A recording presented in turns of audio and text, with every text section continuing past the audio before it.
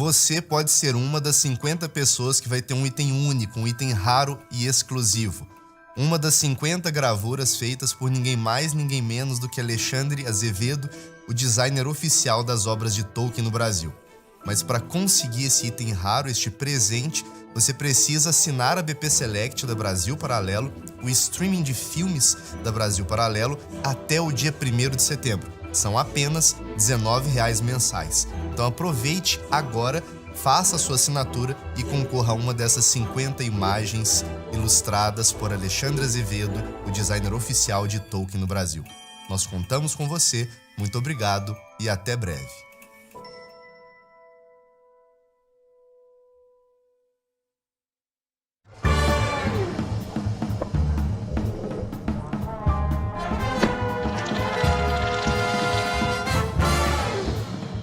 Muito boa noite, está começando agora mais um Conversa Paralelo, o seu podcast semanal da Brasil Paralelo, e mais uma vez eu estou aqui ao lado da minha queridíssima amiga Lara Brenner.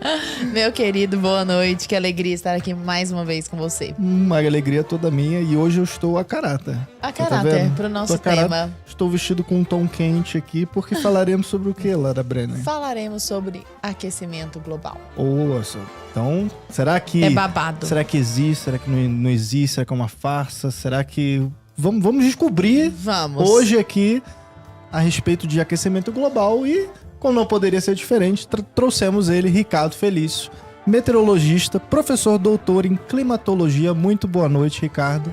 Boa noite, muito obrigado pelo convite. Espero ajudar aqui a esclarecer algumas coisas.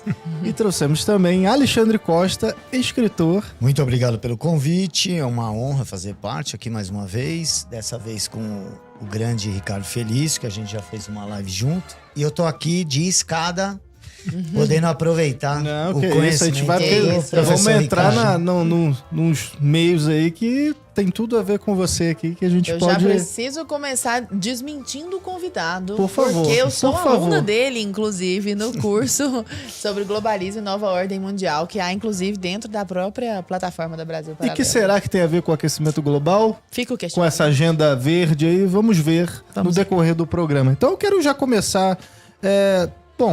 Só pra botar todo mundo na mesma página, todo o pessoal que tá de casa assistindo. Você que tá em casa, já deixa o seu like, já compartilha com o pessoal. Você já viu que o assunto hoje vai pegar fogo aqui, literalmente. Não literalmente, né? Mas vai pegar fogo aí. Figurativamente. E eu gostaria de começar jogando a bola pro professor Felício. Né? O que é aquecimento global, professor? Bom, vamos dizer assim que foi uma ideia que quiseram criar, dizendo que a temperatura do planeta média, que já é uma abstração total, né? Imagina você ter 510 milhões de quilômetros quadrados, achar que tem uma temperatura média. A temperatura varia de menos 70 a mais 50, média, que eu falo é média do seu umbigo, né? Que não tem nenhuma representação física esse absurdo. E aí eles fizeram uma associação de que um dos gases pertencentes que fazem parte dos constituintes da atmosfera, mas um gás traço, que é o CO2, ele, a partir da sua proporção crescendo na atmosfera, isso faria a temperatura do planeta aquecer. Isso não tem nenhuma evidência científica que isso acontece. Tanto é que nós temos diversos períodos em que a concentração de CO2 já estava muito mais do que a atual, inclusive uma delas 10 vezes a atual, e o planeta Terra virou uma bola de sorvete. Então não tem nenhuma evidência científica que mostre que o CO2 consegue aquecer o planeta, né? Reter aí a radiação que fica presa na atmosfera. Então isso não existe. Eles conseguiram colar essa ideia, né? Através de modelos de computador. Então veja só, se a gente sempre fala assim, bom, a ciência tem que trabalhar em cima de observação, descrição, aí você passa para teorizar, ou seja, vai fazer levantamento de uma teoria, mas você tem que passar primeiro pela hipótese, e para chegar na teoria você tem que trazer as evidências, esse é o passo. E chegou no quarto passo que todo mundo esqueceu, né? Que se você teorizou e não funciona, chama-se reorientação do pensamento científico. O quarto esqueceram, jogaram ele no lixo, não existe mais. Por quê? Porque alguma coisa você esqueceu de observar, alguma coisa você esqueceu de descrever. E parece que hoje, quando a gente fala sobre modelos de mundo, né, você agora usa o modelo que você inventa do mundo para justificar a sua hipótese. Olha só que coisa absurda. Não, mas aonde está a prova no mundo real daquilo que você está falando, ou seja, trazer as evidências para corroborar a sua hipótese? Está no modelo de computador que eu fiz. Isso é um erro epistemológico científico crasso, quando a explicação que você está querendo dar é a própria imaginação que você fez, porque modelos são simplesmente imaginação. Professor, essa medida, essa aferição a respeito dessas 10 vezes mais, né? Esses 10 vezes mais em termos de quantidade de carbono. O senhor fala que no período interglacial houve um pico de carbono. É isso mesmo? Tô falando bobeira? Nós tivemos 2 períodos glaciais, ou seja, não era um interglacial. O interglacial que nós vivemos hoje. O glacial é quando a Terra vira uma bola de sorvete mesmo. Sim. E é interessante quando a gente vê a história do planeta, a maior parte do tempo o planeta passa como uma bola de sorvete, não como o período atual. Mas o carbono aumenta no interglacial ou no glacial? Nós tivemos períodos em que tivemos glaciais com carbono mais... 10 vezes maior. 10 vezes maior. Essa aferição é feita analisando o próprio gelo que existe, né? Gelo, estratos de rocha, são chamados testemunhos. Então tem diversos tipos de, vamos dizer assim, proxies que indicam isso pra gente. Agora, o mais interessante é que quando a gente faz essa varredura toda dessas informações de avaliação do CO2 com temperaturas, a gente sempre vê, e o Al Gore mente descaradamente no seu documentário ali, que na verdade é filme de ficção científica, que o CO2 sobe primeiro e a temperatura sobe depois. Não, é o contrário. A temperatura sobe primeiro e o CO2 acompanha. A temperatura desce e o CO2 acompanha. Isso tem um intervalo de tempo de 800 anos a 1000 anos. E os cilindros de Vostok são a prova fundamental de que isso aí é uma mentira. Tem uma manchete clássica do Al Gore lá, que ele fala que o gelo do Ártico ia desaparecer em 2014. 2012, né? 2012. Mas se eu, por exemplo, hoje eu quiser ter acesso a isso, eu quero ver esse estudo. Onde que eu posso ver isso, assim, dessas quantidades de carbono dentro do gelo? Como assim? Você tá falando... Eu tô falando assim, eu cidadã comum. Eu tô aqui fazendo minha pesquisa, quero entender melhor essa questão do aquecimento global, se há ou não. Quais são os registros científicos dos quais eu preciso ir atrás para poder ver esse aumento? Quais as fontes, né? Quais as fontes, exatamente. Você tem instituições que trabalham com criosfera que tem isso registrado. Então tem que procurar alguma, tipo o Instituto Scott, que é um deles que tem, né? Mas, assim, muitos trabalhos científicos que trabalham com a parte de testemunhos de gelo, mais antigos, não dos últimos 50 anos, os mais profundos, indicam isso com muita clareza. O próprio IPCC coloca isso no seu quarto relatório. Que a gente fala assim, até o quarto relatório de 2005, 2007, ainda tinha alguma, vamos dizer assim, ainda tinha algum pudor. A partir dali virou uma porcaria, uma piada. Tanto é que saiu em 2007, 2008 até 2010, o IPCC, que é o painel do clima, teve uma debandada. Os caras falaram, não, vocês estão mentindo descaradamente nos relatórios. Né? Vocês estão omitindo as informações, então... Agora, se tem essa galera que está mentindo, que está omitindo, né? E pela sua resposta... O que deu para perceber é que não existe, então, um aquecimento global. Não sei se eu me fiz, se foi exatamente isso que você respondeu, assim. Então, não existe o aquecimento global nesse sentido. Assim, vamos pegar os últimos 10 mil anos. As temperaturas baixaram. E aí chegou agora, eles criaram essa ideia de aquecimento global, saindo aí do ano de 1880, que é onde o IPCC... faz uma referência de temperatura para atualmente. Mas peraí, mas 1880 nós estávamos no mínimo dos mínimos solares. E aí você pega aí mais ou menos 140 anos e fala que a temperatura da Terra subiu 1 grau. Os dados são do próprio GIS da NASA, que é o Goddard Institute, que era um departamentozinho que ninguém dava nenhum valor, de repente ele ganhou uma fortuna de dinheiro para falar de aquecimento global. Aí você pega essas temperaturas, peraí. O próprio Arrhenius já tinha falado que a temperatura média do planeta era 15 graus. Aí o GIS falou que é 14. E aí falou que foi para 15. Eu falei, tá, então 1 grau Celsius em 141 anos dá 0,01 grau Celsius por ano. E, portanto, isso não é representação física, porque na atmosfera a gente só mede a primeira casa decimal. Então, quanto variou a temperatura? 0. Aí eles pegam década. Não, mas a década inteira variou 0,1. Aí eu continuo falando, mas peraí, 0,1 grau Celsius é uma coisa muito micro para você falar de 510 milhões de quilômetros quadrados, que é uma coisa muito macro. Aí você pergunta, o que vocês estão medindo? E se Uma tem toda loucura? essa questão estatística de manipulação, professor Alexandre, quem é que lucra, então, já que não existe de fato esse aquecimento do jeito que eles estão falando, quem será que lucra com essa ideia? Olha, o professor Ricardo já mostra que, assim, no nascedouro do negócio já tinha problema, né? E mesmo, vamos supor que mesmo que existisse um determinado crescimento aí da temperatura, a questão é, isso é antropogênico ou não? Foi criado pelo homem? A gente tem como interferir nisso? Porque a ideia que se passou desde, pelo menos a década de 90, né, que isso começa... Ainda não se falava em aquecimento global até chegar naquele documentário que se coloca como rebelde, né? Uma verdade inconveniente. Do Greenpeace, esse? Não, o do Al Gore. Do Al Gore. Ele fez esse documentário assim, como se fosse algo, olha, tô trazendo uma verdade que ninguém quer falar, só que ganhou o Oscar. Eu nunca vi, assim, algo fora do sistema, né? Que é o que ele queria parecer, um vice-presidente americano. Mas compraram a ideia, né? Então, mas o que já, independente de se estivesse mesmo acontecendo, porque ele já mostra que até aí a gente tem dúvida, não tem muito como avaliar. Essa história essa história de temperatura média, cara, é uma grande empulhação, né, meu? Como você faz isso? Como, né? Não tem nem como fazer assim.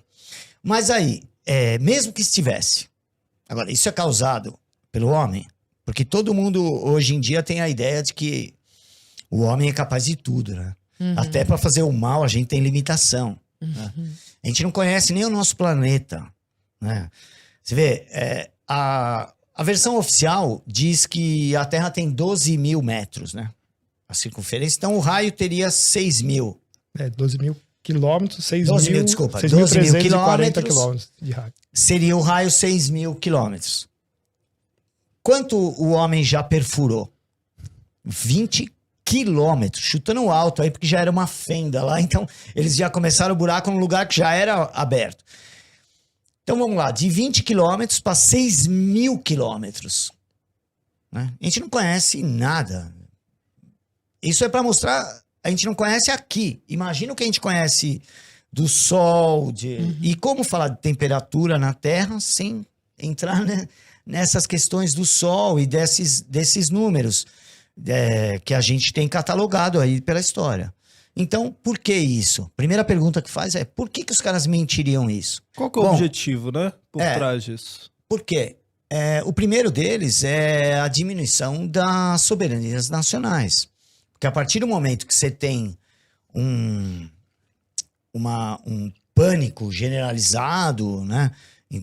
Você faz com que as pessoas aceitem ceder parte dos seus direitos, das suas liberdades, em troca de, olha, é uma... Bem comum, né? Comunicação de guerra, né? Olha, tá em guerra, então nós vamos... Reduzir o consumo, deixar de usar água, parar de comer carne. Só que isso, a gente vê que como não pode estar necessariamente atrelado à ideia antropogênica, então deveria ter que se discutir assim, o equilíbrio disso. Peraí, os problemas que a gente vai ter, por exemplo, ao diminuir a produção de comida, que é o que a gente está vivendo hoje, uma coisa assassina que estão fazendo hoje, que de sobrepor as orientações para a preservação do clima à produção de alimento, meu. Tem que explicar isso para as pessoas, falar, olha, você acha então que a gente tem que preservar o meio ambiente mesmo que seu filho passe fome? Entendeu? E sendo que, quando você vai pesquisar, você fala que não... Você vê que, além de tudo, é uma empulhação, porque não vai preservar nada, não tem nada a ver com isso, porque tem um objetivo muito claro que é geopolítico. Né? Algo tem uma causa só, né? Aquela coisa aristotélica de ter causa formal, causa original, causa material, né? Pelo menos 4. Final.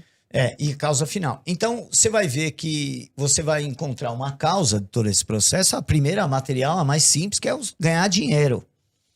Por quê? Tem um monte de gente... Indústria vegana, indústria não sei o quê... Não, Por exemplo, uma coisa que o Dom Bertrand explica muito bem, acho que inclusive até aqui no Brasil Paralelo ele já falou sobre isso. O Brasil alimenta 1,5 bilhão de pessoas com a legislação mais restritiva que existe no agronegócio. Nenhum país da Europa segue as restrições no mesmo patamar que a nossa. Nenhum. Então imagina, e mesmo assim a gente tem uma eficiência no nosso agronegócio, que acho que os 2 únicos negócios que funcionam tão bem assim no Brasil é o agronegócio e o tráfico de drogas, né? Que é organizado o negócio, né? E aí a gente vê que mesmo com toda essa restrição, esses caras conseguem produzir comida para 1,5 bilhão de pessoas. Então, imagina quantos players do mercado de commodities, da agricultura, ou de carne, ou de outras coisas, tem interesse que a gente diminua a nossa produção. Né? Então, até aquele outro documentário que a gente fez aqui, a gente tratou bem disso, né? Como tinha interesses internacionais... a cortina de fumaça.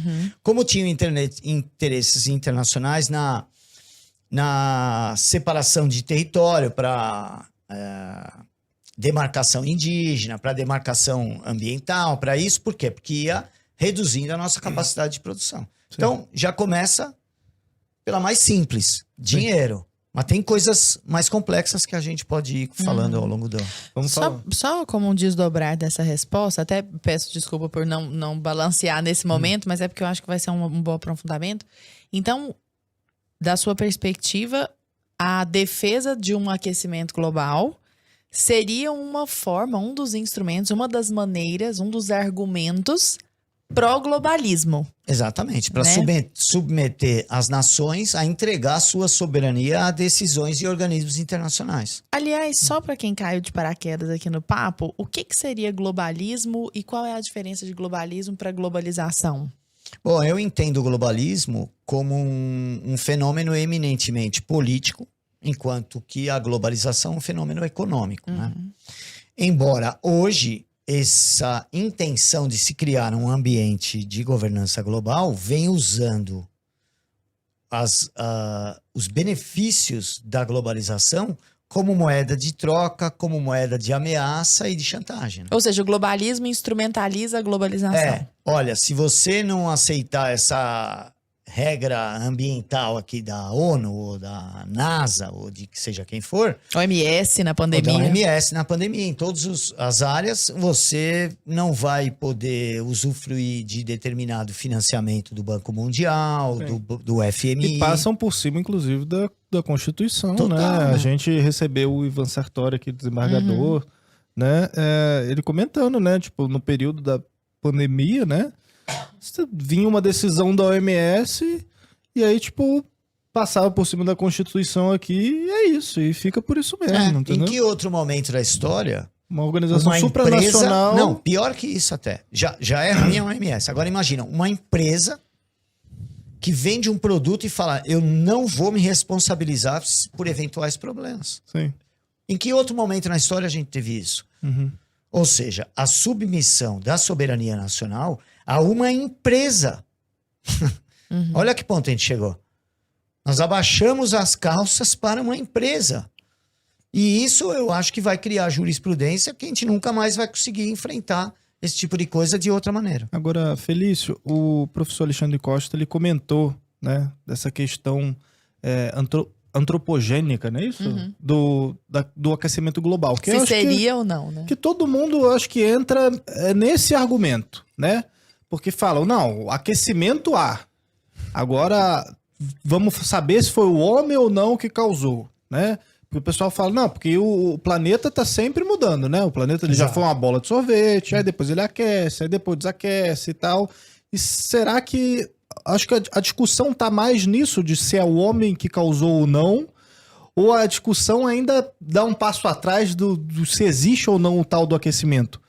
Olha, dentro da própria do grupo dos cientistas que são céticos à história dos aquecimentistas, também tem bastante divergências. Tem gente que fala assim, aqueceu muito pouco. Tem gente que fala, não, isso aí não aqueceu porque faz parte da variabilidade e o nosso interglacial atual é um dos mais frios dos últimos 10. Olha só, os últimos 10 interglaciais, esse é o mais frio. Por isso que tem muito gelo no planeta ainda. Eu falava, mas tá derretendo. Não, tá derretendo nada. Nós estamos no interglacial e tem gelo continental, você tá de brincadeira. Era para ter derretido muito mais. Então tá muito frio o planeta em relação aos outros interglaciais. Então existe também essa discussão entre os próprios cientistas céticos. Eu não vejo aquecimento nessa variação que eu falei, 0,01, ou seja, você precisa de uma década para falar que subiu 0,1 nesse tamanhão de planeta, alguma coisa está muito errada. Por quê? Porque primeiro que o planeta Terra não é um planeta só, né? Eu falo assim, dá para dividir ele em 3. A gente fala primeiro 2, depois que você vai estudando mais, você vê que a climatologia do planeta Terra divide em 3. Hemisfério sul, dos 30 graus para o Polo Sul, 30 graus norte para o Polo Norte e a parte tropical. São 3 coisas totalmente diferentes. Aí você vê que a era dos satélites nasce com uma coerência de dados mais específica agora, praticamente no final dos anos 70 para agora. Bom, então a era dos satélites nasce no período mais quente, que foi o El Niño do século, o final do século XX, que foi um pouquinho mais quente, porque nós saímos do mínimo solar e chegou no máximo solar em 1957. Então, tem todo vamos dizer assim, um delay aí do planeta se ajustando com essas novas, né, com o novo padrão que está vindo de energia. Isso aí faz parte da variabilidade. Então, se você estuda o hemisfério norte, você vê que ele tem uma variação muito maior de temperaturas do que o hemisfério sul. Aí o pessoal fala, olha, tá aqui a prova. Eu falei, mas peraí, o hemisfério norte é diferente. É muito diferente. O Ártico, ele derrete, ele congela, ele fica fazendo esse movimento também por causa de outros fenômenos. Qual deles? Por exemplo, o próprio movimento nodal da Lua. A cada 18 anos e meio, quase 19 anos, a Lua ganha um pouco mais de latitude e perde um pouco mais de latitude. Nisso, com o movimento de marés, ela pega a água dos trópicos e joga para a parte polar. Então, o Ártico, que não é um continente, mas é só mar congelado, ele sente isso mais, né? Então ele derrete um pouco mais, depois ele congela um pouco mais. E o pessoal da Guerra Fria estava cansado de saber disso. Porque todo mundo esquece, olha, a arma suprema era o submarino. Agora eu estou na área do professor Alexandre. A arma suprema era o submarino. A Segunda Guerra Mundial, os alemães provaram isso. Tanto é que todos os programas, tanto da ex-União Soviética quanto dos Estados Unidos, eu quero lançar um míssil do Polo Norte para pegar meus adversários de calça curta. O ataque dá mais ou menos acho que 8 minutos e 30 para chegar um míssil em cima do continente, do território inimigo.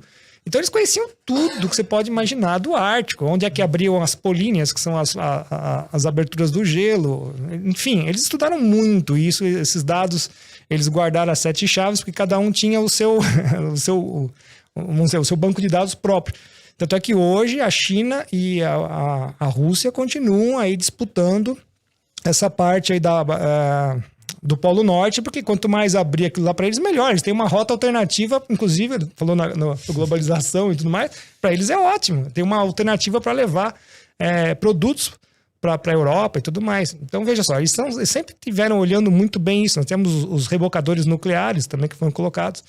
Então, essa discussão se existe uma temperatura que aumentou de fato. Bom, você vê também recordes, temperaturas extremamente baixas. Às vezes você vê geleiras que estão crescendo ao invés de estar diminuindo. Então, isso é muito vago. Então, você tem que falar que a análise climática tem que ser feita de forma regional. Não existe um clima global. Sim, algo muito menor, por exemplo, eu fico às vezes vendo, sei lá, saiu na TV, no jornal, o dia mais frio do ano em décadas. Aí tu fica, caramba, sabe? Tipo, já aconteceu antes, né? Agora, sei lá, São Paulo, ano passado ali, já foi a semana mais fria do ano e não sei quantos anos já passaram, entendeu? Sabe uma coisa que eu já reparei? Que agora quando eles estão falando de calor, eles falam assim, este é o dia mais frio desde 2021. Fica parecendo... desculpa, calor. Quando é calor. Que é pra mostrar o calor. Desculpa, errei. É o dia mais quente desde... Aí dá aquela impressão que o cara vai vir com o século passado. Né? Desde 2021. Aí você fala, cara... Então, será que então tá de boa, né? Não é porque desde 2021 a gente não estava na mesma estação. E é uma desde coisa... semana passada, hoje... Desde o dia mais quente desde hoje de manhã, sabe? Porque é pra ideia de ir martelando no nosso imaginário. Que tá esquentando. Porque a gente toma decisões, a gente imagina as coisas, tudo com base muito mais no que você assimilou sem prestar atenção do que aquilo que você racionaliza, né? Então, às vezes você toma uma decisão e a gente acaba falando, eu percebo, ó, eu acompanho o seu trabalho há 10 anos, então eu não tenho como acreditar em aquecimento global, entendeu? Quem vê uma aula dele nunca mais acredita em aquecimento global. Mas eu ainda, de vez em quando, acho que de tanto que a gente é martelado, eu fico com essa do antropogênico. Não é? A gente fala, então vai ver que tá tendo carro mesmo. pra caramba. Mas aí ele vem jatinho. e mostra e fala, é 0,1. Fala, cara, não existe nem o E não as vacas, hein? antropogênico. E as vacas? Mas Vaca lá. uma coisa engraçada é que, assim, tudo circula em cima do CO2. Então você fala assim, mas por que tem que ser em cima do CO2? O CO2 é produzido por todas as atividades no planeta, de vida. Então, isso a gente vai chegar depois, mais pro final da conversa, numa outra esfera, né? Então nós estamos só na parte científica, que é o primeiro andar, e a segunda esfera é a geopolítica. O professor Alessandro manja bastante aí, mas vamos dar a terceira daqui a pouco. O malthusianismo. Não, mas isso tá lá embaixo. Além disso, Tá no subsolo. É daí né? que começa a parte... Pois é. A Aí você fala assim, escadaria para o o inferno. CO2, você vai... Tudo é CO2, inclusive chegar numa coisa mais absurda que é fazer CO2 equivalente. Como assim?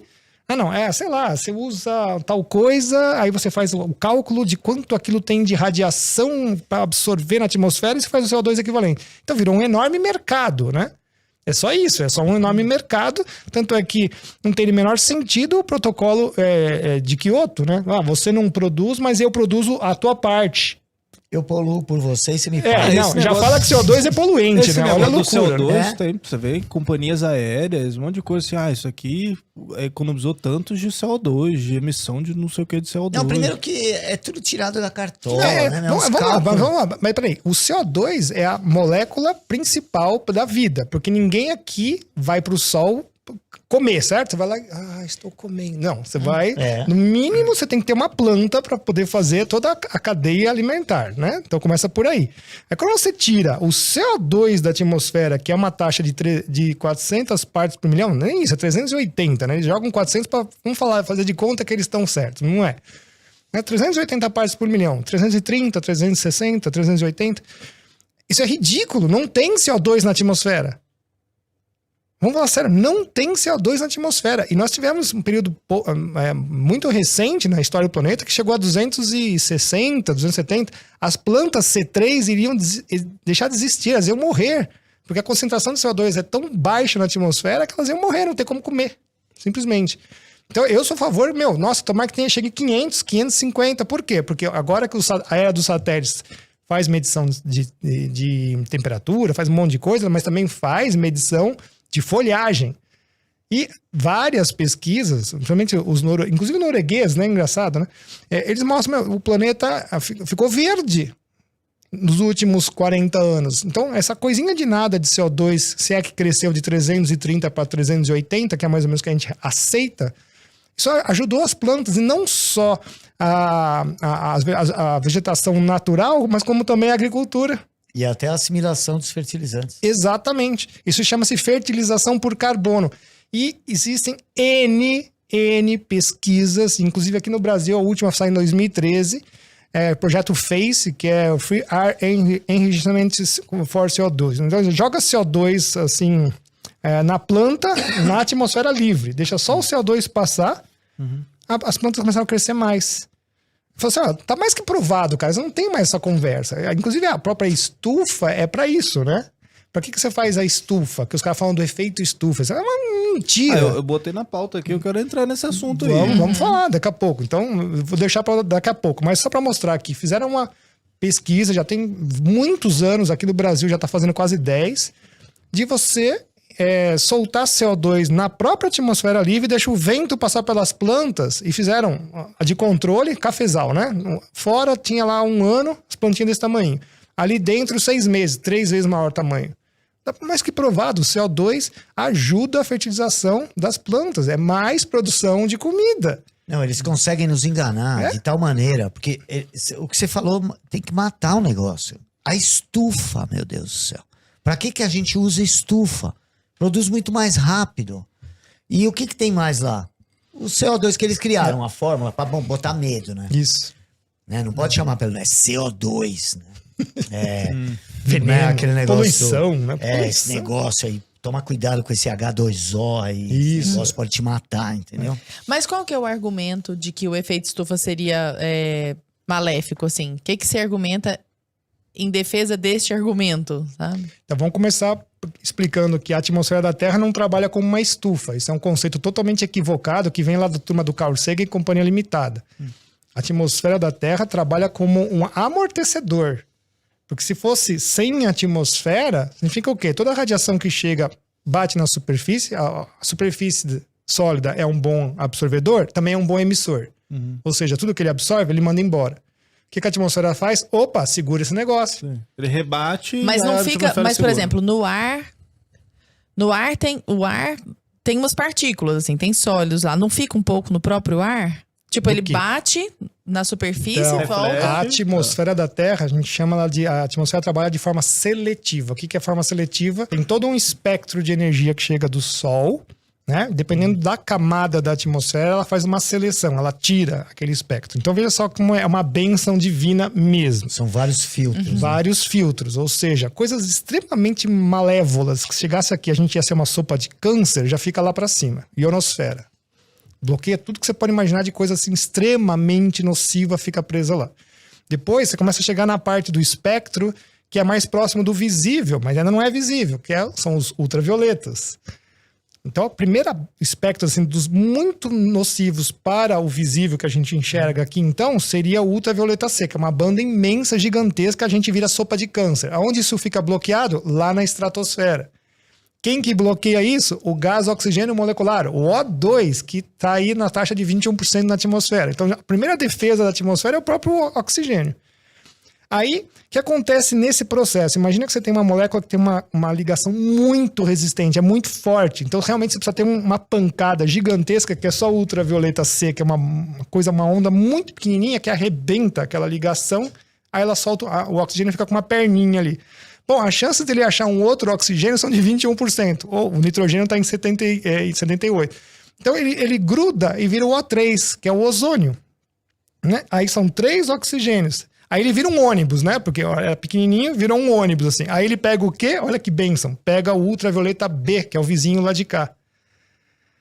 Então ele modera, ele não bloqueia, ele modera. O C não chega, em hipótese alguma. Aí ele modera o B. Nossa, mas que... E aí depois passa um pouco, né? Porque aí fica aquela coisa da camada de ozônio, aquela outra mentira, né? Não, o ozônio, ele se faz por causa do oxigênio atômico, molecular. O O2, ele se faz O3, mas ele precisa do quê? De energia, ou seja, só forma ozônio se tiver radiação solar. O que não tem durante os invernos nos polos? Luz. Não tem radiação solar. Não é dia, é noite, não é? Fica lá 3, 4 meses de noite. Bom, se você não tem luz, vai formar ozônio durante o inverno? Não. O ozônio, inclusive, ele se reage muito rápido, encostou um no outro, desmancha.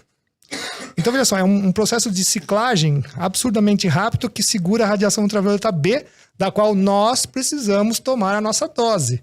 Se nós não tomarmos radiação ultravioleta B, tá, nós não vamos fixar, por exemplo, o cálcio nos ossos.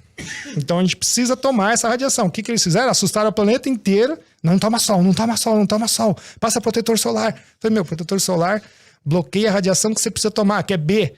E não bloqueia o A, porque o A já é o outro espectro que está quase no visível e ele anda juntinho com a luz. Ou seja, você logo de manhã cedo já está tomando pico de radiação ultravioleta A. Aí eles mandam você tomar sol que horas? De manhã cedo, final da tarde. Sim, sim. Então você fica tomando uma dose cavalar de radiação de ultravioleta A, que não faz nenhum benefício a não ser envelhecer sua pele. E a hora que você teria que tomar a sua dose medicinal de radiação ultravioleta B, quando que é? Meio-dia. Meio-dia.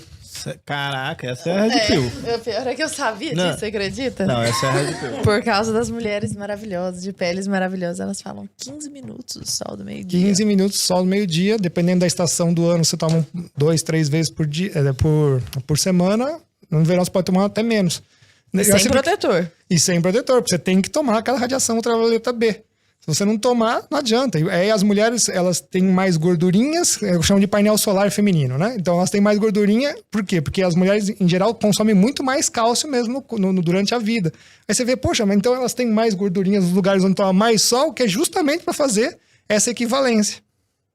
É louco, né? Porque a máquina humana, ela já tá muito bem familiarizada com o ambiente que ela está, né? E tudo isso aí é uma benesse, e os caras foram pegando ponto a ponto as coisas para destruir tudo da gente. Não, mas e o tal do buraco que eles falam? Porque Da camada de ozônio.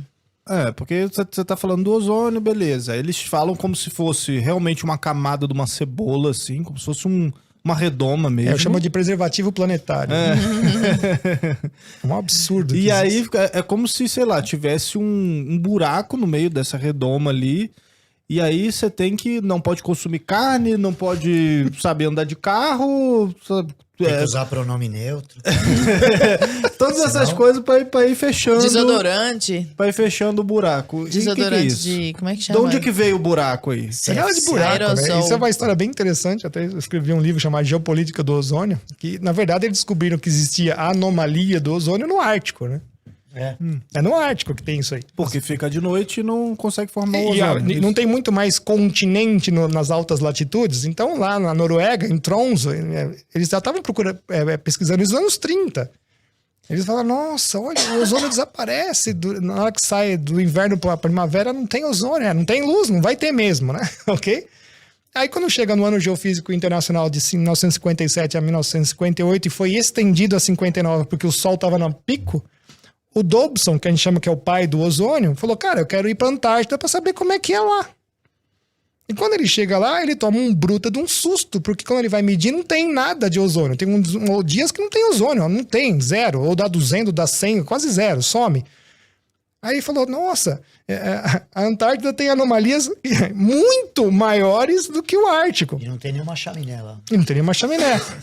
Não tem, ninguém vai fazer, Nenhum nossa, jatinho, nenhuma vaca, nenhum carro. nada, nós estamos falando dos anos 50. Imagina assim, o gás da geladeira em 1950. É ridículo. E ele escreve na Applied Optics falando assim, olha, as anomalias na Antártida são muito maiores que as do Ártico e são totalmente naturais. Elas saem do inverno para a primavera, elas estão muito, muito baixas, depois sobe. Porque ninguém fala no verão como é que tá lá na Antártida do ozônio. Então, 500 unidades Dobson, a média é 300. 500 é quase o dobro. Mas aí eles não falam. Olha... Aí todo ano, o inverno é igual. O inverno é igual outro ano. Então, quer dizer, a anomalia do ozônio de ano para ano também ou é maior ou é menor, isso faz parte da variabilidade mas também. de onde surgiu o argumento do buraco? Também tem a ver com essa questão globalista, de agenda? Tem sim, porque o primeiro painel político-científico é o IOTP. Foi antes de aquecimento global. Foi ozônio. 1987. Foi antes do aquecimento global, da ideia do planeta aquecendo. Ele vai me confirmar, o Ricardo pode confirmar, mas acho que até onde eu vi assim, isso começa a ser muito falado após a Eco 92, né? Mas vem antes dos painéis. Não, vem antes, já desde o... Acho que aquele relatório Go Brewald, né? É o Brundtland. Brundtland, é 87. Que era da Noruega, Isso. né? Gro Brundtland. Esse é de 87, Isso. aí tem um anterior que foram as conferências de Estocolmo, é isso? E tem o Clube de Roma também, né? O Clube de 72 Roma nasce lança ali. o Limites do Ele Crescimento. entra ali, né? isso, entra ali. Eu acho que até seria já legal é bem a gente... malthusiano, né? A ideia eu acho que tudo que a gente vê de ambientalismo radical, do ponto que eu vejo, né? Que é o ponto mais geopolítico, eu consigo rastrear perfeitamente até ali o primeiro relatório do Clube de Roma. Foi feito por 3 cientistas lá do MIT, né? A Dani Mipo, é isso? Acho que era o nome dela. Mas o marido dela e mais um, eles lançaram um documento chamado, que era baseado nessas, que foi a pauta das conferências de Estocolmo, né? Onde cria-se a ideia de sustentável. Isso. Todo esse conceito de sustentável, que já extrapolou há muito tempo a questão do meio ambiente, e é aí que entra na questão de segurança alimentar, mudança comportamental, né? Porque é a ideia de você submeter o seu direito individual ao suposto benefício coletivo. Futuro, meio subjetivo, que nunca ninguém consegue detalhar. Então, é importante a gente entender que isso não surgiu do nada, entendeu? você vai ver que lá no relatório Limites do Crescimento já está mais ou menos dada a ideia do que vai se desenvolver. Já tem um passo a passo ali. E ali já está um rascunho de que isso vai ser uma ferramenta de transformação social. Se fala muito em engenharia social, né, mas acho que poucos itens foram tão usados para engenharia social, né, no sentido de construir uma sociedade, como o pânico de um inimigo externo a todos, né? Então, toda ditadura tem um inimigo externo. Sempre tem que ter. Que une as pessoas. Né? Então, a gente vai ver que todo líder megalomaníaco, ele mira um inimigo externo. Agora, como eles querem um ambiente de governança global que permita depois, num futuro, vir uma autoridade global de fato, tem que ser um inimigo de todos. Isso começa a ser discutido em algo que tem gente que hoje desmente, fala que não existiu, mas engraçado é que tudo que estava lá aconteceu, né? Que foi o relatório Iron Mountain, que eles começam a falar assim, ó, a gente precisa de um inimigo externo. Mas qual seria o inimigo externo a todos, se a gente está falando em plano global? Só tem duas opções, alienígenas e o meu próprio meio ambiente. E se você notar, desde então, ali dos anos 60, esses dois elementos vão sendo inseridos na nossa cultura de forma a gente acreditar na possibilidade de um inimigo externo, uma invasão extraterrestre. Parece brincadeira, mas tem departamentos em governos de quase todos os países tratando disso. Como enfrentar uma invasão alienígena. Um monte de cargo de burocrata, um monte de dinheiro sendo gasto com isso. E, por outro lado, eles viram um que é mais fácil de comprar a ideia, que é o meio ambiente. Pega lá o Al Gore, filma caindo as geleiras lá da Patagônia.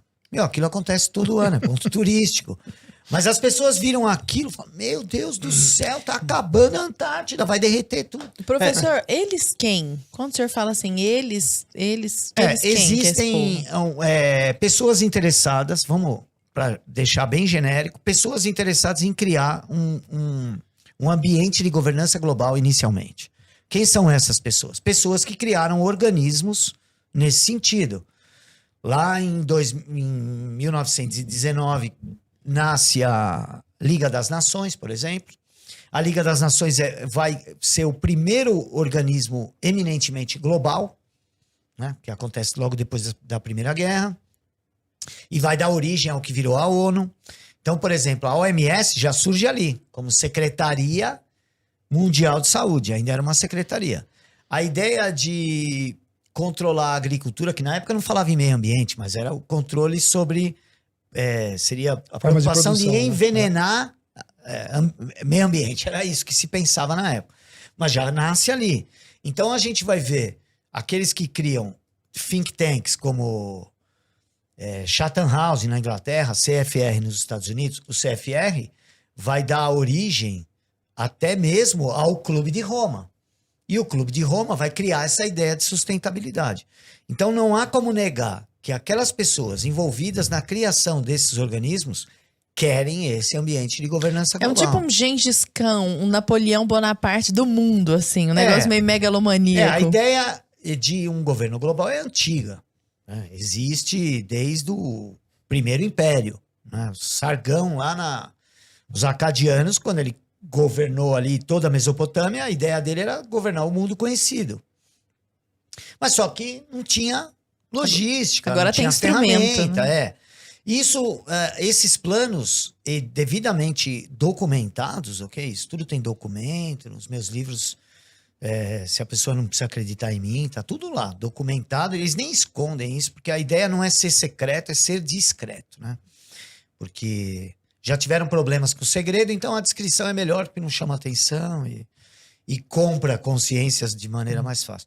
Então a gente vai ver lá que desde pelo menos o século XVIII existem documentações assim da criação de uma república universal, né?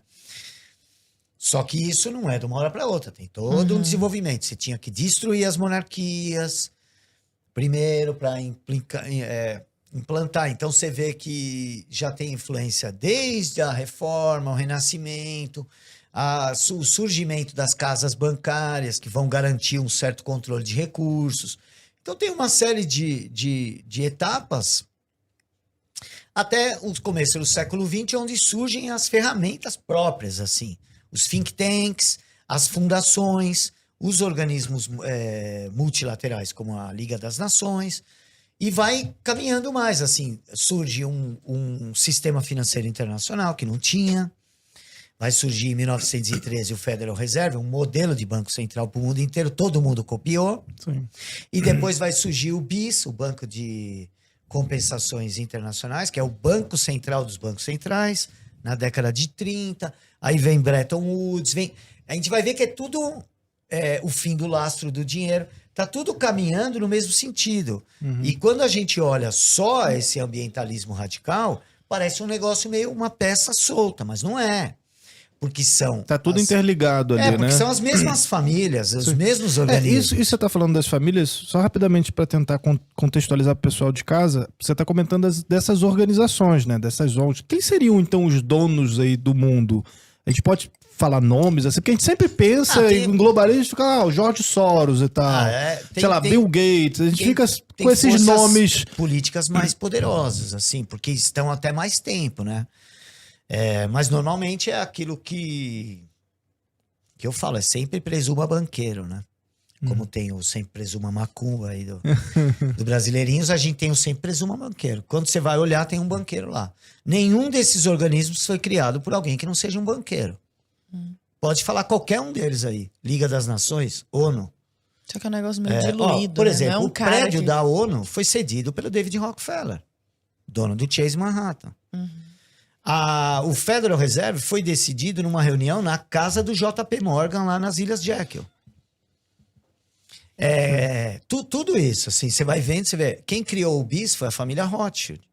Quem criou o CFE foi a família Rockefeller. Você começa a ver todas essas famílias. E aí você vai ver, por exemplo, o Gates. O Gates é uma continuidade da Fundação Rockefeller. Tanto que o primeiro presidente da Fundação Rockefeller era o Frederick Gates. É o inventor da filantropia. Quem inventou a filantropia foi o Frederick Gates, no final do século XIX ainda. Então a gente vai ver que tudo isso está caminhando junto. E aí você vê a questão das mudanças comportamentais, as questões ideológicas, educacionais, até a estrutura dos países. Você vê que a gente foi mudando. A ideia de Suprema Corte, por exemplo. De onde surgiu isso daí? Por quê? Pensa bem. Por quê? Nós temos a divisão de poder e a gente tem um poder que não é a gente que escolhe. Por quê? Por que ser um poder e não um departamento de Estado como era, na verdade, antigamente? Entendeu? Agora, a gente está numa época que tudo que era antes fica parecendo absurdo. Fala, não, peraí. Como, por exemplo, a existência de Banco Central. Os caras falam, mas como? Fala, peraí. A humanidade viveu 6 mil anos sem isso. E vivemos muito bem. Todo mundo vivia bem. Aí você, precisa criar o Banco Central. Mas peraí, precisa para quem? Precisa criar uma empresa para cuidar do... Precisa para quem? A gente precisava da tirar ONU. o lastro do... Para que serve a ONU? Sério, mostra na prática algo. Entendeu? Não serve para nada isso daí. E normalmente os burocratas que estão lá ganham 10 vezes mais do que aquelas pessoas que a gente escolheu por nosso voto. Né? Então, respondendo resumidamente... quando você puxa o barbante, sai sempre as mesmas famílias. E às vezes você vê um sobrenome, que é o que eu tava falando para ele, antes da gente começar. Às vezes eu vou olhar, eu fico 4, 5 horas olhando aquele negócio de genealogia, me perco lá. Porque você começa a ver as coisas assim, que você fala, mas esse cara aqui então quebra a regra, porque é outro sobrenome. Aí você vai ver, porque a irmã dele casou com outro, entendeu? E é tudo igual. E aí, hoje, a gente chegou nesse novo modelo de cartelização, que é a cartelização via fundos de investimento, via offshore, via holding, via ONG, né? Fundações não governamentais de que não tem interesse financeira, né? Sem Painel interesse. político-científico. Isso, painel político-científico. Quem conhece um pouco do que é a indústria farmacêutica sabe quem é que manda. Eu trabalhei nessa área na indústria médica. Na indústria médica, né, o mercado médico, quem manda é a indústria farmacêutica. Formação médica. Acredito que nas outras áreas científicas acontece a mesma coisa. Então você vê, ó, finalizando para... É difícil você achar algo que não esteja caminhando, assim, é como se, embora fossem coisas de aspectos diferentes, com nuances, intensidades, períodos diferentes, todos empurram a bola para o mesmo lado. Todos empurram a mesma agenda. É a mesma agenda. Isso que o senhor está falando, que quem manda na indústria, quem manda na formação médica é a indústria farmacêutica, né? Então a maneira. 100%. Então, tipo, às vezes o médico tá lá prescrevendo tal coisa, não é porque ele é um malvadão, é porque ele recebeu aquela formação. E era mais ou menos essa pergunta que eu queria jogar pro Felício. Só fechando isso, para ver essa questão médica que vai servir de exemplo para ele falar da área dele. Quem tiver interesse, pesquisa. Tem livros sobre isso, inclusive da FAPESP, eu indico sempre nas minhas lives. A Fundação Rockefeller é a responsável pelo que é a medicina hoje. Começou com a fundação do Andrew Carnegie, que foi criada um pouco antes, mas depois a Fundação Rockefeller fundou praticamente todas as escolas de medicina do mundo. Entendeu? Desde 1919, eles já estavam formando escola de médico na China, em 19. Em 16, aqui no Brasil. Eles montaram o nosso sistema público de saúde. Eles chegaram aqui em 1915, 16, contrataram o Carlos Chagas. Sim, entendeu? Você pega o melhor do segmento. Então, toda a medicina tradicional de 6 mil anos foi jogada no lixo. Por quê? Os Rockefeller, por causa de uma crise lá de cartel, eles foram obrigados a vender a Standard Oil, e com esse dinheiro eles entraram na indústria farmacêutica que estava nascendo naquela época. Então até hoje quem controla isso são eles. Só que hoje está escondido nesses fundos de investimento como BlackRock, Vanguard, SSGA, JP Morgan Chase. Então, enfim, indico a todos, assim, puxa o barbante e sempre presuma banqueiro, que vai sair um deles ali. Então, partindo desse mesmo tipo de estrutura, né? De que existe uma indústria e essa indústria forma... Porque aí a gente percebe, então... Porque a coisa vai perdendo um pouco do tom conspiracionista quando a gente vai percebendo que existem muitas pessoas que corroboram com a engrenagem, né? Corroboram a engrenagem, na verdade, mas sem saber ali, né? Elas estão girando a engrenagem sem saber. Eu gostaria de saber da sua parte... fazem a manutenção, né? Nem corroboram com, que corroborar São não os pede replicantes. preposição, é um verbo transitivo direto. Já fico questionável. Fica a dica aí já. Mas dentro do corpo científico, Felício, você acha que acontece a mesma coisa? Porque o que acontece? A gente hoje, até o Alexandre fala muito disso, né? Dessa deificação, dessa santificação da ciência. Acho até interessante daqui a pouco voltar com relação a esse assunto. Mas eu acho que existem, e se eu estiver falando bobeira, me corrija, muitos pesquisadores que se creem realmente muito sérios ali. O cara não tá a favor de A, B, X, Y. São bem intencionados também. Muito bem intencionados, honestos, sei lá, eventualmente até cristãos, sei lá. E a pessoa acaba corroborando esse discurso. Você acha que essa pessoa entrou na engrenagem como um fantoche, assim, sem saber do que se trata, quando nós falamos da questão do aquecimento global? Bom, de boa intenção, o inferno tá cheio, né? Que a gente fala. Primeiramente, para receber financiamento público para fazer a pesquisa, ele já tem que falar a linguagem. Então, não sei se é muito isento, sabe? Então, tipo, eu já vi algumas coisas assim do tipo... a temperatura vai subir 0,5 grau no planeta, e aí, então, essas espécies de pássaros vão poder chegar até a altitude tal. Eu falei, nossa, cara, que conclusão sensacional de pesquisa.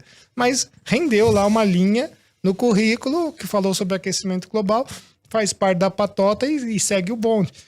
Então, assim, eu fico muito preocupado com isso, se de fato não sabem ou se fingem não saber. Porque, na minha visão, os cientistas são a classe mais covarde que eu conheci na minha vida.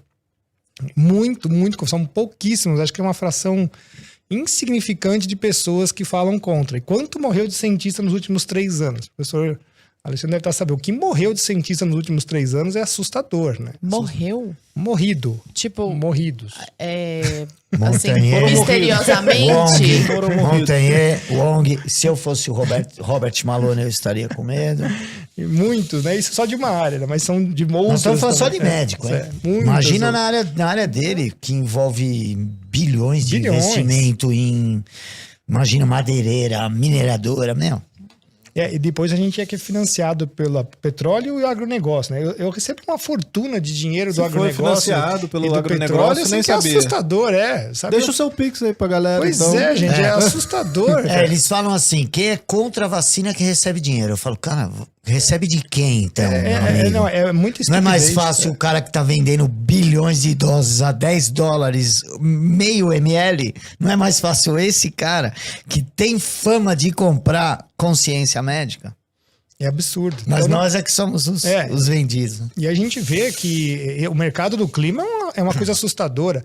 Eles lavaram no mercado internacional 5 trilhões de euros. Ninguém sabe para onde esse dinheiro foi. Eles quem? Eles, o mercado do carbono, lavou, sumiu. Puseram 5, 6 traders na cadeia para falar que eram os como é que é o bode expiatório, né? Os laranja lá. Os laranjas lá para falar, ficou 2, 3 anos preso, mas sumiu esse dinheiro. O que é o mercado do carbono, assim, Assim, na prática? ó, o Alexandre não vai cortar a árvorezinha dele, eu vou comprar a cota de carbono dele para minha fábrica Pra eu produzir poder 2 poluir. vezes. Quer dizer, aí você fala assim, o que tem a ver fábrica com CO2? Sai tudo que é porcaria da fábrica, o CO2 é porque queimou energia, né? Então, olha só como as coisas são assim surreais, né? O cara joga tudo que é porcaria de produto na natureza. Não, mas é quanto você consumiu de CO2 porque você usou petróleo. Aí eu comprei a cota dele.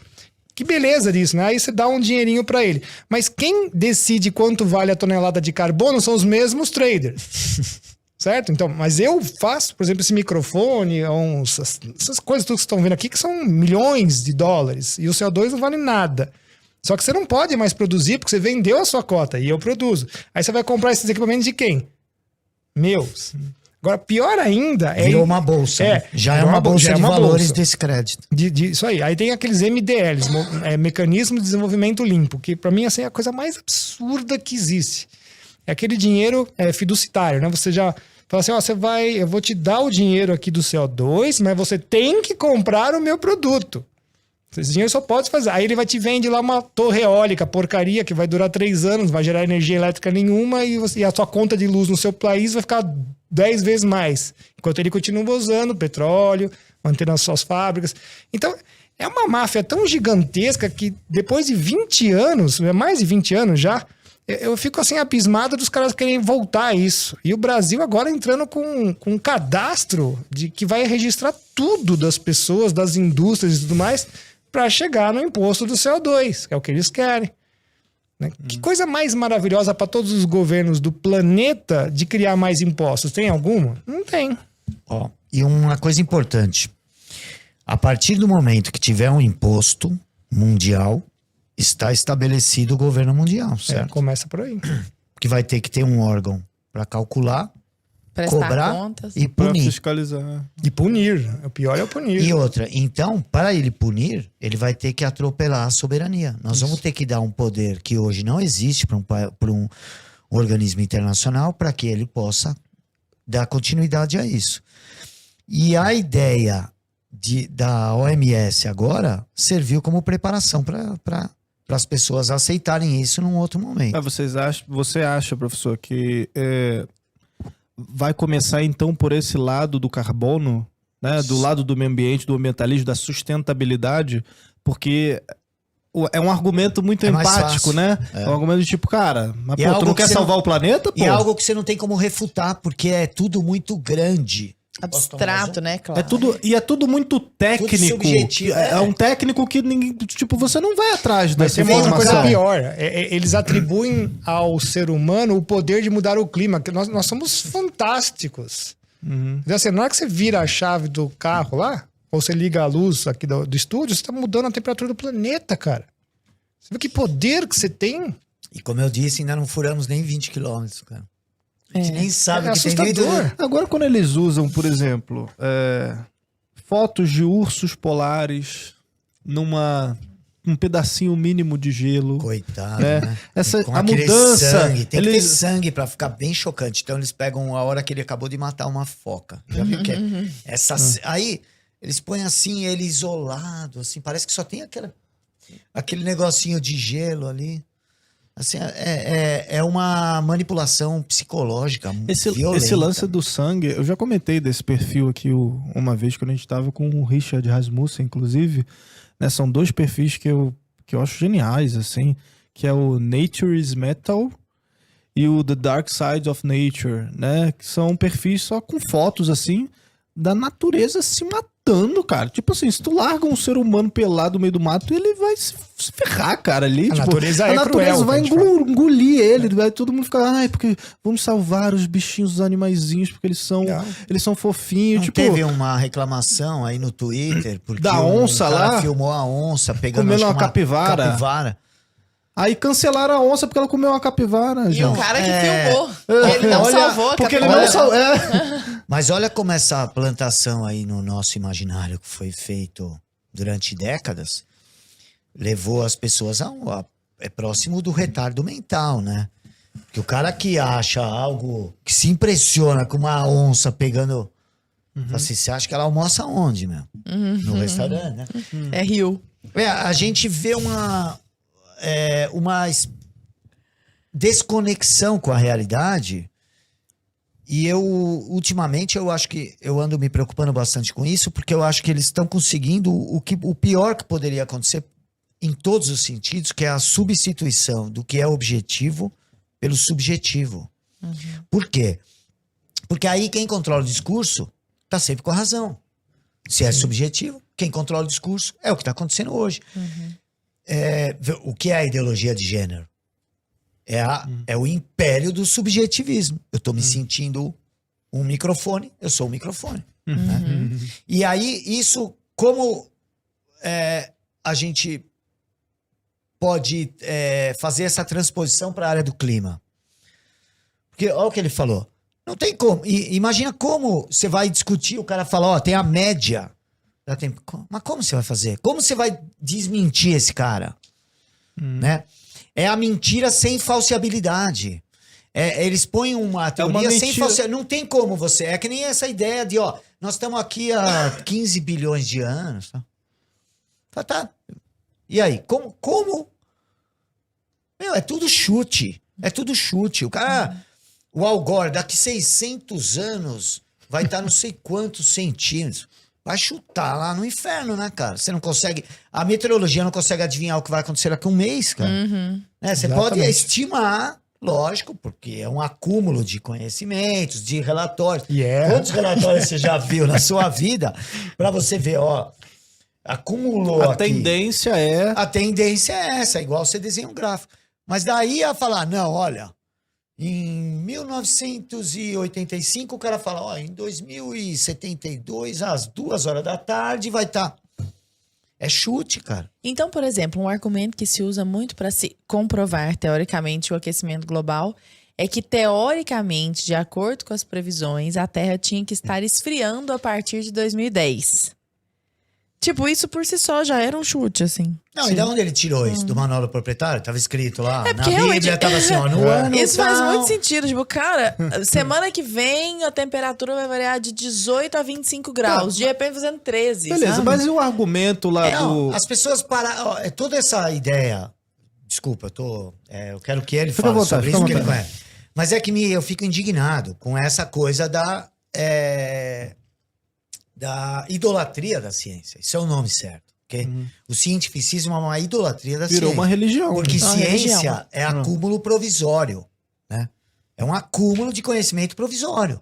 Então você não pode, a partir dela, para tomar decisão... Dogmatizar, né? não pode tomar uma decisão que não pode ser revertida, como lei, né? E aí a gente vê que isso se alastrou para tudo. Veja, esse campo das pesquisas de mercado, pesquisa de opinião.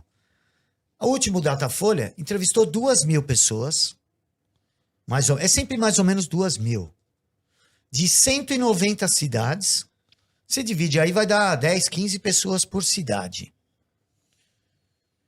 vamos olhar o fato em si. Peraí, você conversou com 2.000 pessoas, dividido em 190 cidades, que dá mais ou menos umas 10, 15 pessoas por cidade, num país de 200 milhões de habitantes, de 5.000 municípios, e você dá a manchete assim, 73% dos brasileiros pensam assim. Isso é pura... Se o Datafolha quiser me processar, eu desafio a fazer o mesmo, usando o mesmo método, uma pesquisa, eu faço isso desde 2012, nunca nenhum instituto de pesquisa quis me refutar. Eu desafio ele a fazer isso na entrada de um estádio de futebol. Eu ponho 3 institutos de pesquisa. E a mesma pesquisa é feita na saída.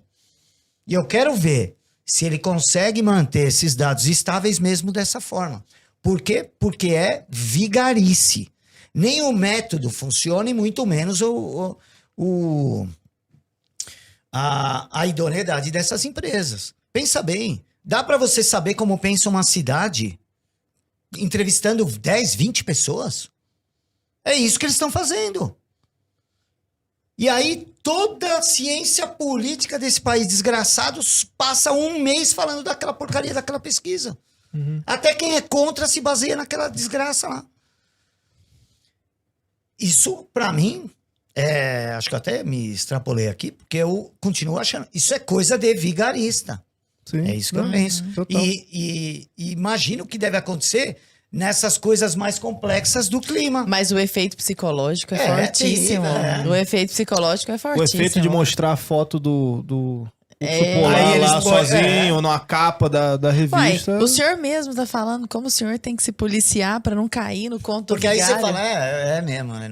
Tem aquecimento, não foi a gente que tá causando. É, não tem. nossa, aí precisa ele se fala lembrar. assim, é 0,0. Agora, Felício, tá, beleza. Ó, eu tô fazendo o advogado do diabo Não, mesmo. o Você urso, já falou só para do... somente falar, o urso, o nome dele científico é urso maritimus. Ele é nadador, ele nada.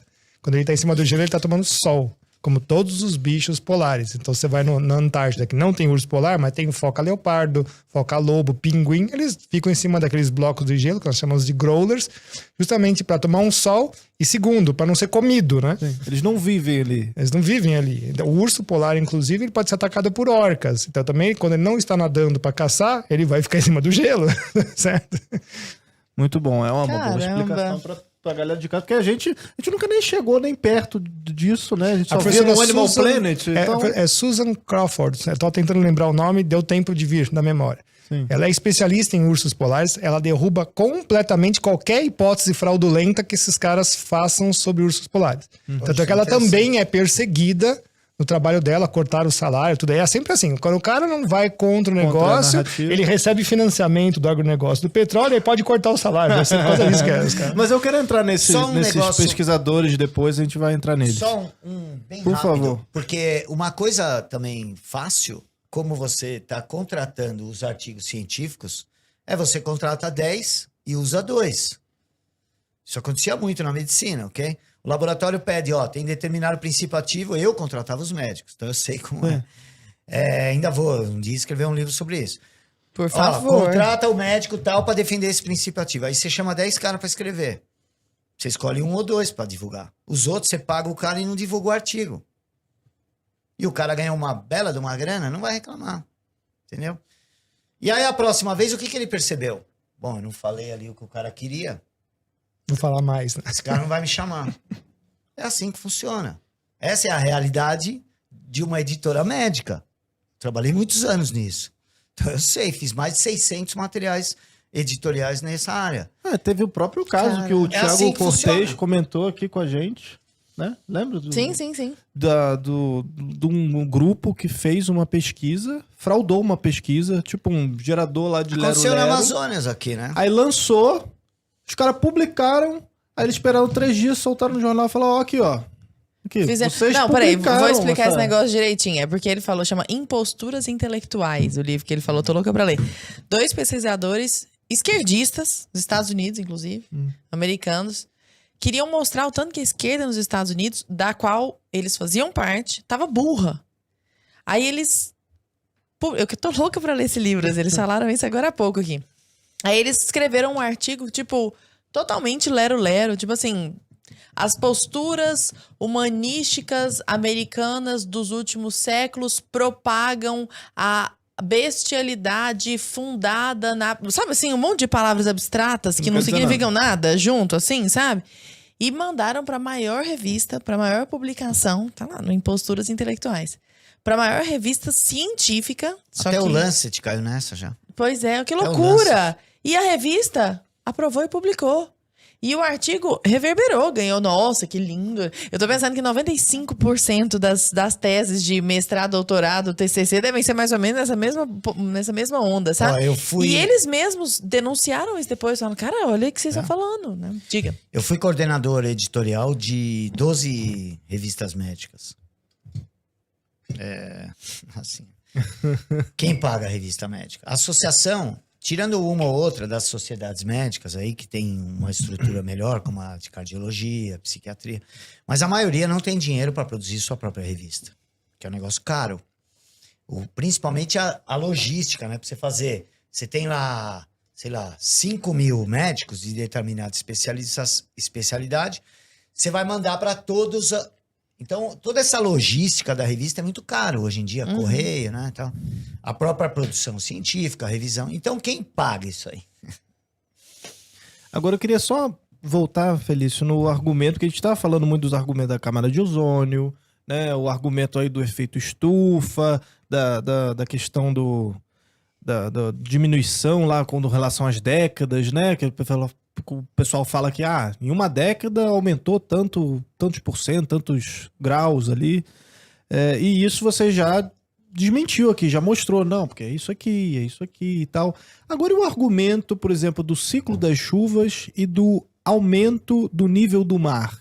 Isso por si só já não seria um bom argumento, sei lá, para essa galera falar que realmente estamos aquecendo? Não, ou não? Eu fiz até um documentário agora no começo do ano, porque saiu uma matéria há 50 anos atrás que ele falou que teria 12 metros no nível do mar hoje.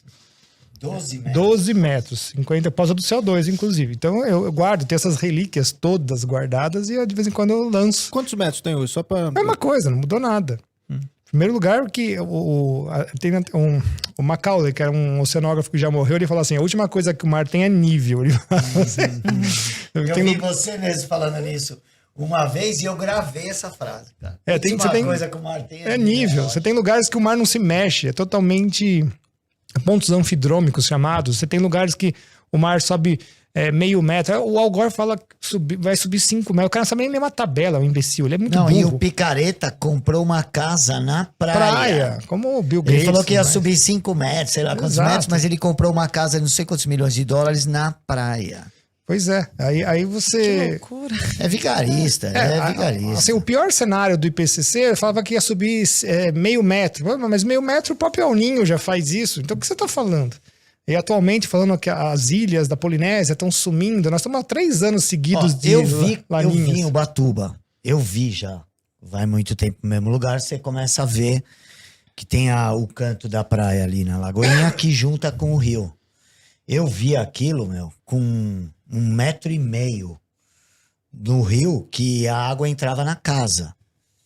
E assim, acontecer agora, aí daqui um tempo acontece de novo, aí passa 2, 3 anos, os caras vão lá, tiram uma foto, sai no G1, acho que foi. Olha isso, que mudanças... Cara, aí você vê que a casa do Caiçara ali na esquina, que deve ter uns 70 anos, já tem um muro lá. Que o cara tá acostumado que todo ano a água chegava ali. Então você vê que a casa do cara já foi feita pensando nisso. E aí esses vagabundos, vigaristas, é o que eu falo, a maioria é vigarista. Pegam um expoente assim e fala que confirma a sua regra. Eu fiz um documentário sobre a ilha de Guarujá, aqui em São Paulo, e consegui voltar não lembro agora, mais de 100 e poucos anos. Porque teve a linha férrea, tudo, mesmo lugar, a mesma pedra onde estava o edifício sobre as ondas, fotografei todas as fotos possíveis e imagináveis. Falei, minha gente, passou tudo isso de tempo, não vou lembrar agora quanto tempo, seguramente dá para dizer que o mar não subiu absolutamente nada, porque tá tudo no mesmo lugar. Eu não posso confundir marés, não posso confundir tempestades oceânicas com a formação com lua cheia também. Isso vai subir muito, depois também vai descer muito. Eu tenho N fotos de tudo que você pode imaginar. Então não é isso. Mas os 12 metros, você falou, qual que é o atual, assim? Tem uma... O cara falou que ia subir 12 metros, certo? Continua no mesmo lugar. Tá, mas o mesmo lugar é o quê? Não tem? Então... Não, é referente ao quê? Você pode pegar os marégrafos do mundo inteiro. Primeiro que o marégrafo, ele tá ligado no continente. O continente também se mexe. Então, não é uma coisa trivial. Desculpa a minha ignorância. Marégrafo é um medidor de nível do mar, né? Baseado em maré. Exatamente. Então sobe e desce, ele vai lá registrando, aí você vai ter que tirar realmente a média para saber qual é esse nível médio do mar, né? É uma referência, mas sobe e desce, sobe e desce. O problema é que os continentes também se mexem. Você tem regressão marinha, você tem transgressão marinha, depende que as placas mexem um pouquinho ali, mexeu lá também. Então a Lua passando, nós temos não só a maré oceânica, mas também temos maré terrestre, tem maré atmosférica, tudo está se mexendo no planeta Terra. Então você vai ficar vendo coisinhas de subir meio milímetro, 1 milímetro, até onde isso é o erro estatístico, porque as coisas do mundo estão todas se mexendo. E fazer... É o que eu falo. Qualquer instrumento de medição não te dá uma precisão perfeita. Nós temos na universidade teoria dos erros. Teoria dos erros. É uma coisa extremamente bem consolidada. É matemática. Exato. E quando você estuda bem aquilo, você fala assim, cara, o mundo natural é intangível. Eu provo isso para os meus alunos, né? Quando a gente fala assim, olha, desculpa, todas as medidas têm erros e você nunca vai saber qual é, de fato, a medida exata. Por quê? Porque o número de medições que você teria que fazer dentro de um intervalo de tempo para chegar no valor real é infinito. Você consegue fazer infinitas medidas? Não. Então, você já provou, matemática é a coisa do cálculo diferencial integral, que não é possível. Então, tudo tem erro. Será que o teu erro e essa sua medida não está inerente também ao próprio meio que você está medindo? E aí eu explico. O meio não te favorece a ser medido. É como se não tem asco do ser humano querer pôr balizas e boias nele de medição. Na verdade, o que são as medições? São boias de sinalização que os seres humanos colocam na natureza para dizer o que está mudando. Olha que loucura. Como é que eu sei que o nível do mar é tal coisa? Como é que eu sei que é alta pressão e baixa pressão? Quando é que eu sei que quando tem muito ozônio, menos ozônio? Tem uma referência. Quem criou a referência? Foi Moisés quando desceu com os 10 mandamentos? Não, nós que inventamos. E essas referências só servem para exatamente isso. Referenciar para você entender quando tá para mais, quando tá para menos, e aí você vai entender por que tá para mais e por que tá para menos. É assim que funciona a ciência. E essa é a beleza da ciência.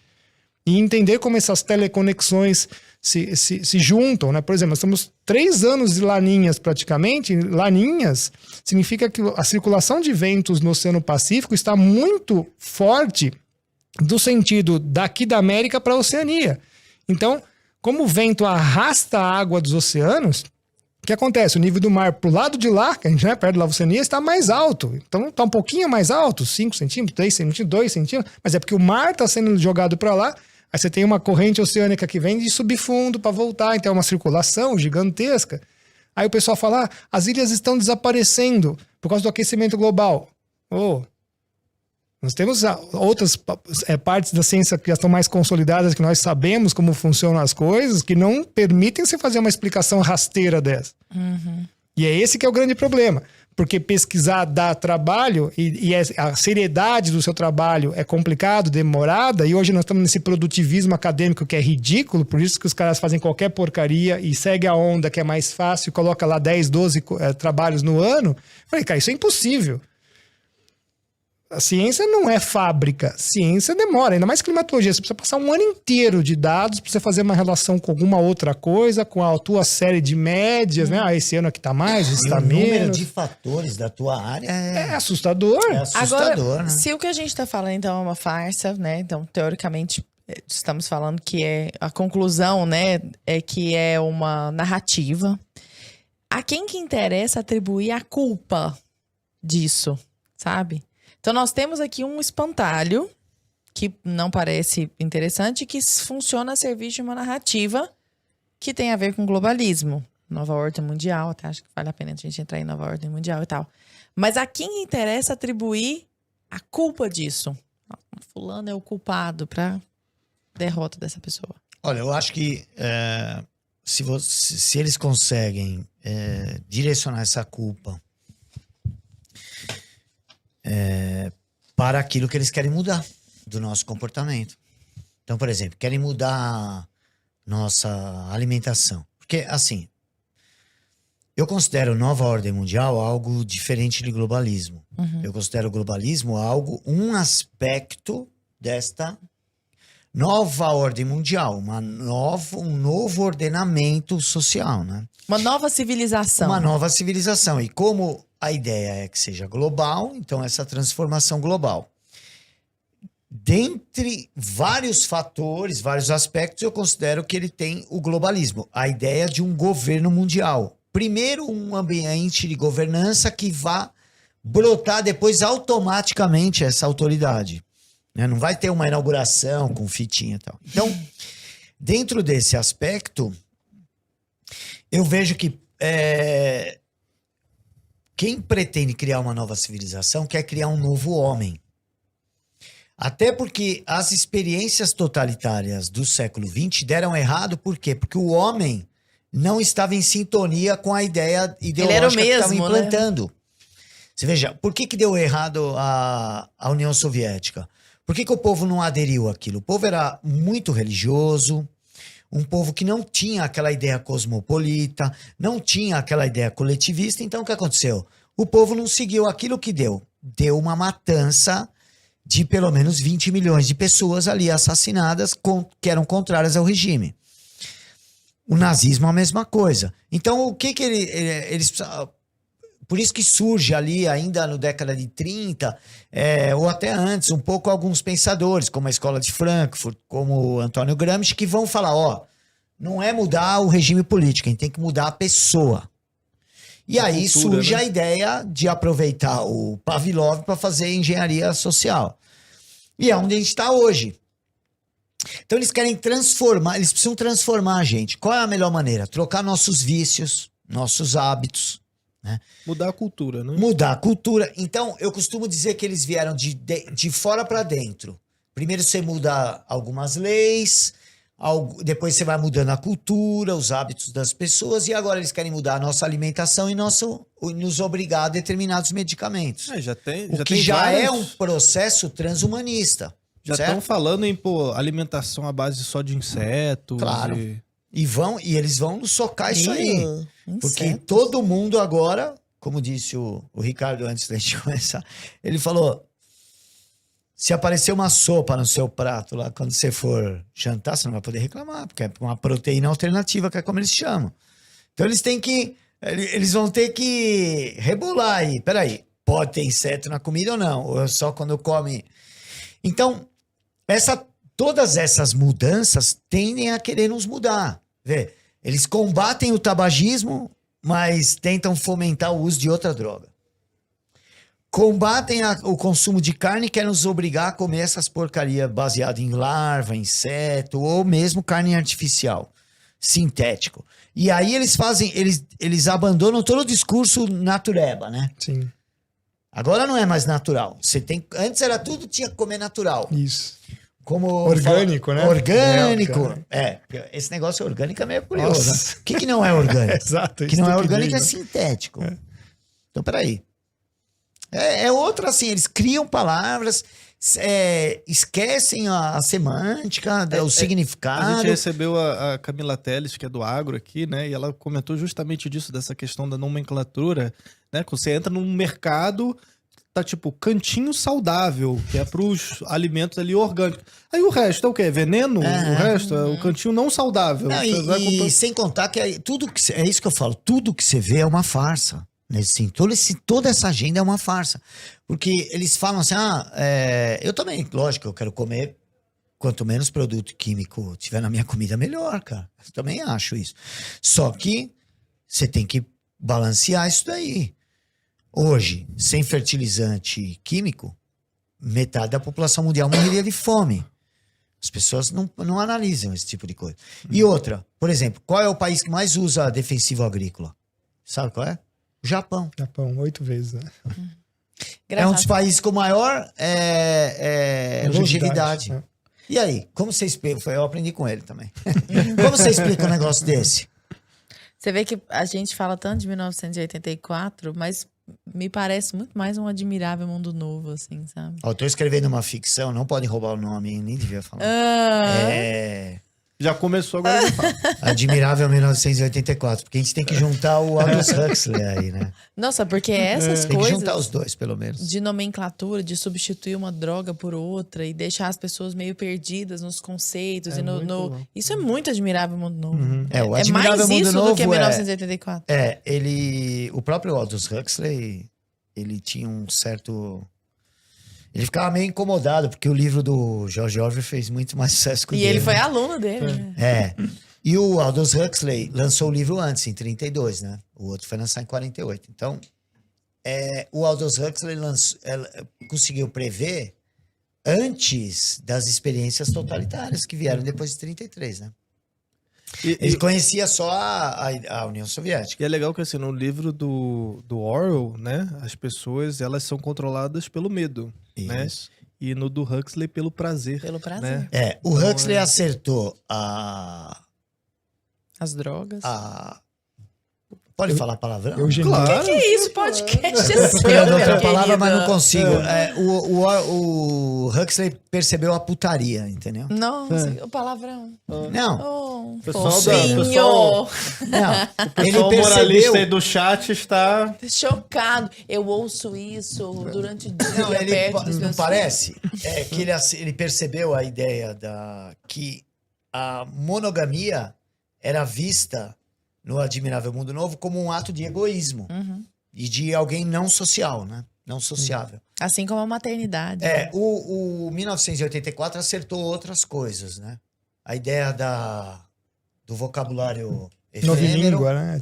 novilíngua. Agora não é mais isso aí. Agora mudou. Não estamos mais em guerra com a Lestásia. Tolido. Agora é Eurásia, não é mais Lestásia. Você está enganado. A gente nunca teve... Não é?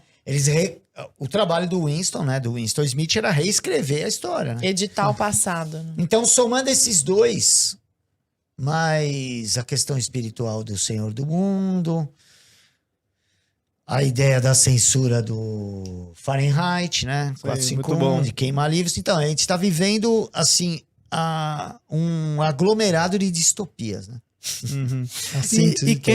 E quem ousa fugir dessa narrativa imposta é massacrado, não é, professor? Então, queria que você contasse um pouco a tua experiência quando começou a bombar esse tema, assim, foi uns anos atrás, né? Eu lembro, eu assisti, você foi no Jô Soares, você deu um monte de entrevista na época, teve uma entrevista com a Leda, inclusive, que esteve aqui com a gente no podcast.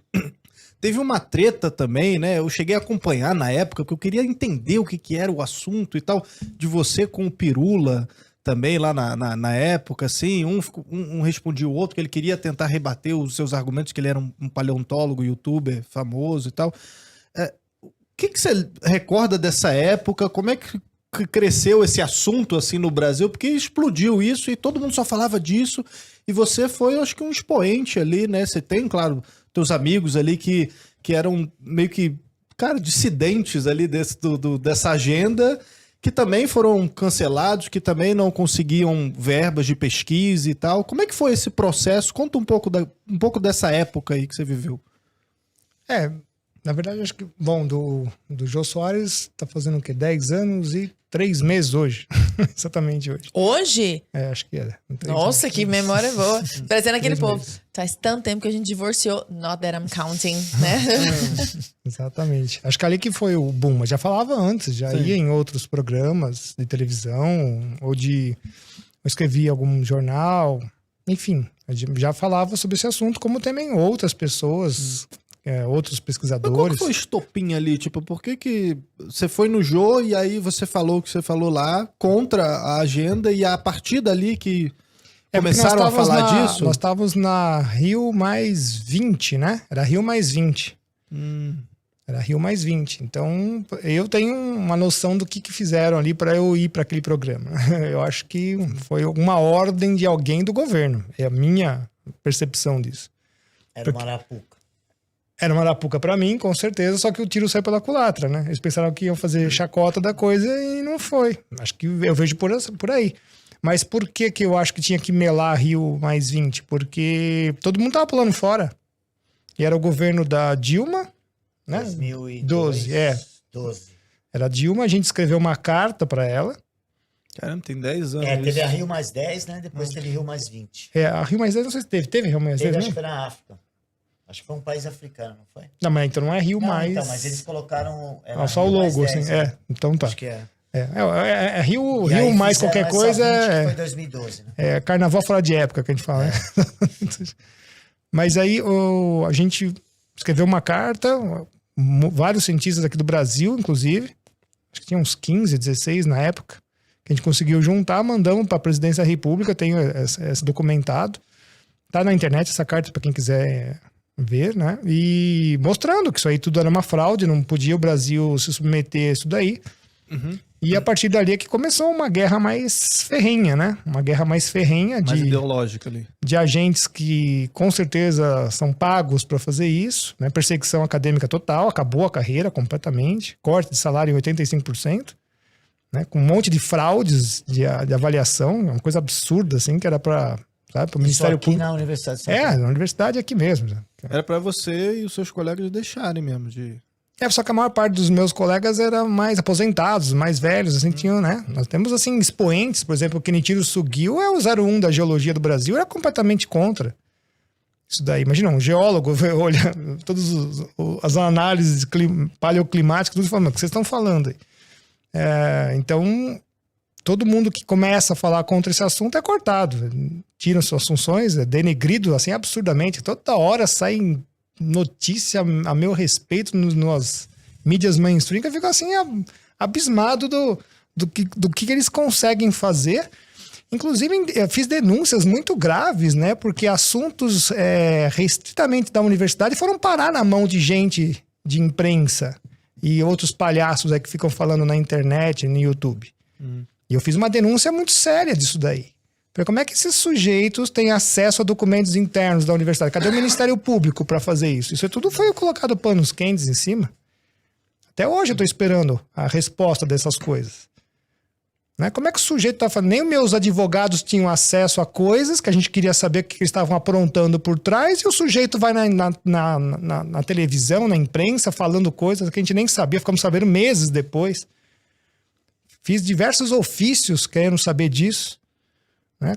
Fiz ofício até para a direção, falei assim, vocês são coniventes com trabalho escravo aqui dentro? Corta o salário só porque eu fui candidato a deputado, né? Naquele mês que teve eleição, cortaram o salário zero. Tem um olerite escrito R$0. Então isso é uma piada, isso é uma verdadeira piada. As universidades podem fechar, apagar a luz, fechar a porta. Aquilo ali, para mim, é um assinte à existência desses negócios. Porque você não tá fazendo nada de academia. Você tá fazendo política. É o que eu tô falando. É só política, perseguição. Assim, os caras não querem saber disso. Então é assustador, sabe? Esse ambiente é nocivo, cara. Esse ambiente realmente é assustador. Hoje eu falaria para qualquer pai, não mande seu filho para a universidade, cara. É o pior lugar que você vai mandar teu filho. E eu sou obrigado a concordar. E você serviu, acho que de jurisprudência para depois eles fizeram com os médicos na pandemia, né? Exatamente. Por isso que quando eu vi a fraudemia acontecendo... É o mesmo modus operandi. Né? Na hora eu identifiquei e falei, não, isso aí... Porque eles usaram o mesmo discurso A doutora de Nise. cancelamento, eu odeio essa palavra. Sim. No caso dele, fizeram com a doutora Nise, com o doutor Alessandro Loyola, com o Zeballos. Fora do Brasil, assim, nem prêmio Nobel se salvou, né? Nem prêmio Nobel, assustador. Cara, um moleque, É pena que eu não lembro o nome dele, que você não ia falar, porque esse vagabundo merece ser citado. Um vagabundinho lá de um jornal, acho que era da Folha ou do Estado, que eu não consigo mais diferenciar essas porcarias. Assim, ó, acusando o médico de...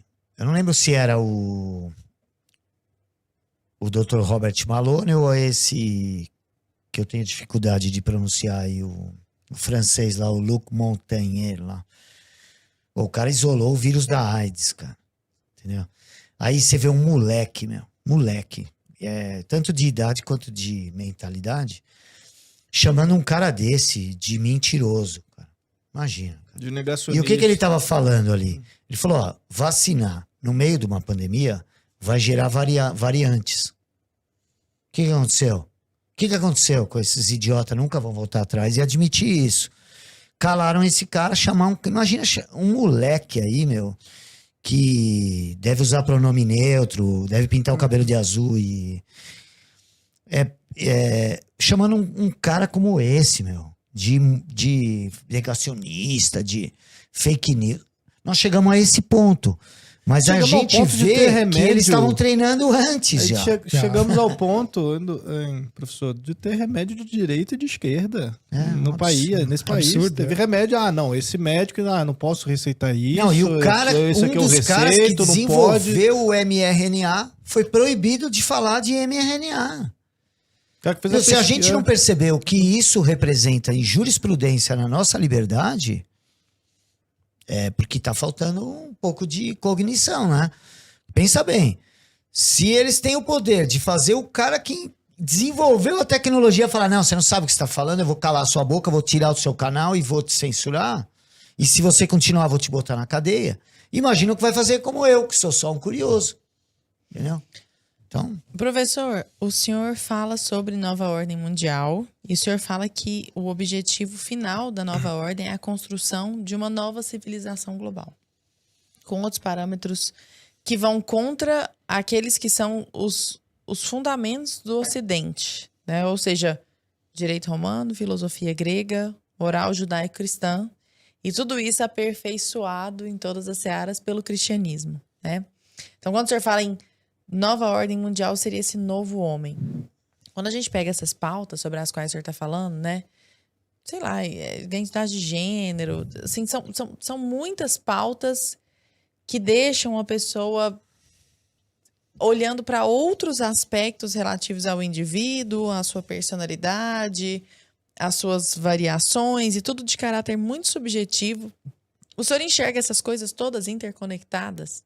sim. Porque a gente tá nessa conversa, eu tô tentando fazer, até porque nós já estamos meio que nos encaminhando pro final, mas eu tô tentando fazer uma amarração, assim, de tudo que foi dito aqui.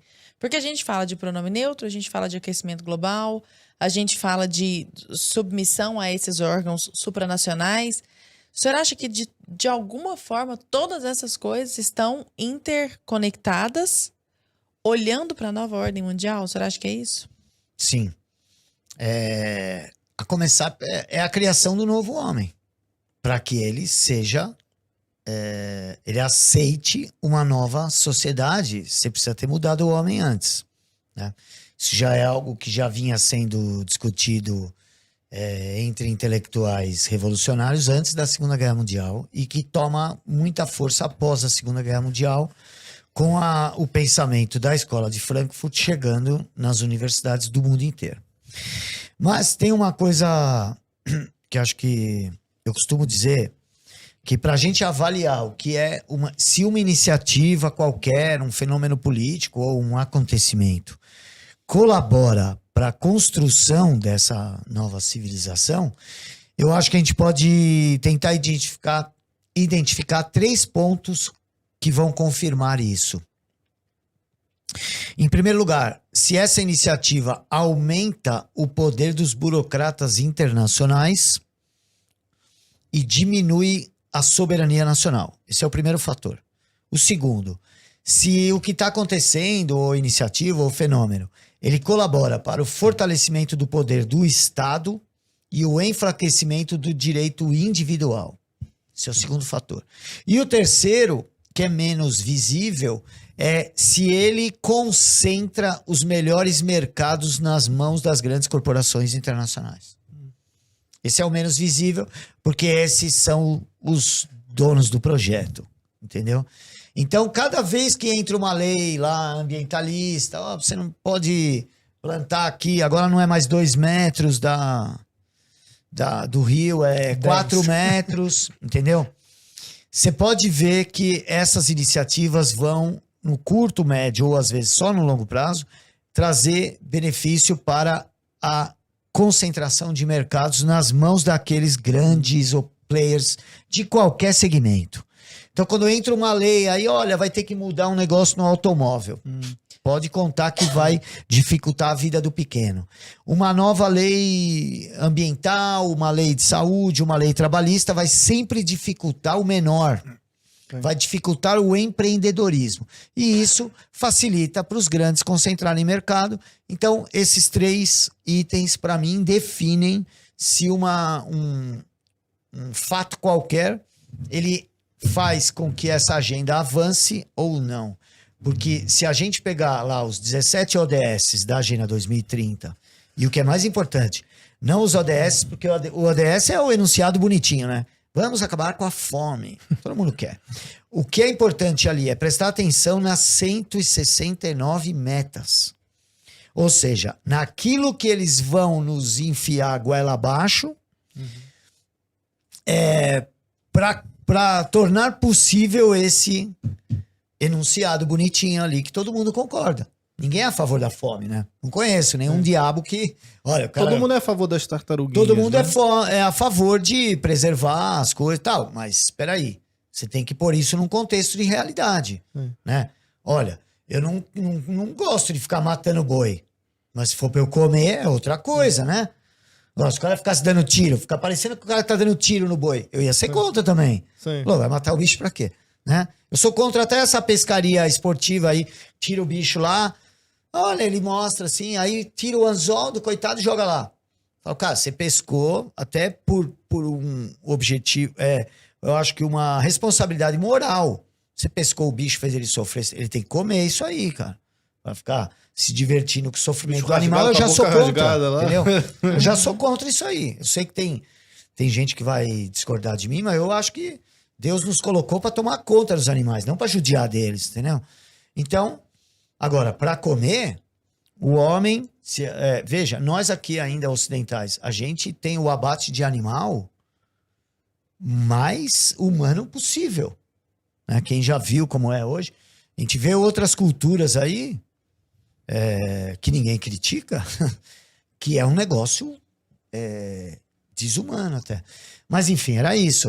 Eu acho importante perceber esses 3 itens que colaboram para o avanço dessa E agenda. você falou dessas leis aí, só que são leis, né, que são... Tá me fugindo a palavra, por exemplo, a lei do carro lá, o cara passou uma lei que tem que agora no carro ter tal coisa, ou agora só pode plantar tantos metros do rio, não sei o quê. São coisas que num primeiro momento ninguém dá tanta importância, porque não Inofensivas. são inofensivas, é isso. Mas ainda assim, você pega uma questão tipo de pandemia, o que eles estavam chamando da pandemia aí? Com as máscaras, pô, impuseram as máscaras assim, um argumento totalmente anticientífico, né? Porque, pô, se o cara tava comendo com a máscara num restaurante, assim, ele sentava, ele tirava a máscara, o quê? O vírus, a partir de um certo altura, ele não pega. É seletivo. Aí depois o A cara melhor de levanta, todas é a do aeroporto. ou cara. quando você vai no avião, exato. A do aeroporto é melhor. Então, assim, Tem que ficar 3 metros de distância antes de entrar no avião. Aí no avião você encosta no cara. Aí Assim, depois tira a você sai, máscara tem que pra beber ficar- água. Então, depois de irreal. 5, 6 horas no avião, pô, você tem hoje, que sair, se no afastar metrô, 3 metros no enquanto metrô, você espera a mala. no metrô, todo mundo de máscara, as pessoas coladas igual sardinha. Então, assim, não faz sentido lógico, só que as pessoas aceitam isso passivamente. E o que eles chamaram isso? Novo normal. Então, é aquela lance do novo homem também que você tá falando. E o mais né? interessante é que o Fórum Econômico Mundial, por exemplo, estava usando a expressão novo normal 2, 3 anos antes da pandemia já. Exato. E todo mundo tem que saber isso. Mas pra fazer referência a Posso quê? falar para as pessoas, para matar essa história toda aí da pandemia, procurem um negócio chamado Event 201, que ocorreu em Baltimore, no Johns Hopkins. Foi uma simulação de pandemia que aconteceu 2 meses antes da pandemia. Eu vi isso Num aí. hospital lá, Johns Hopkins, em parceria Fundação Rockefeller, Fundação Bill e Melinda Gates, Fórum Econômico Mundial, uma espécie de Ministério da Saúde da China, um cara que trabalha com o Anthony Fauci, lá do CDC. Então, as pessoas têm que ver isso daí. E não esperem isso da imprensa, porque a imprensa é nosso inimigo. A gente já tem que iniciar a conversa assim.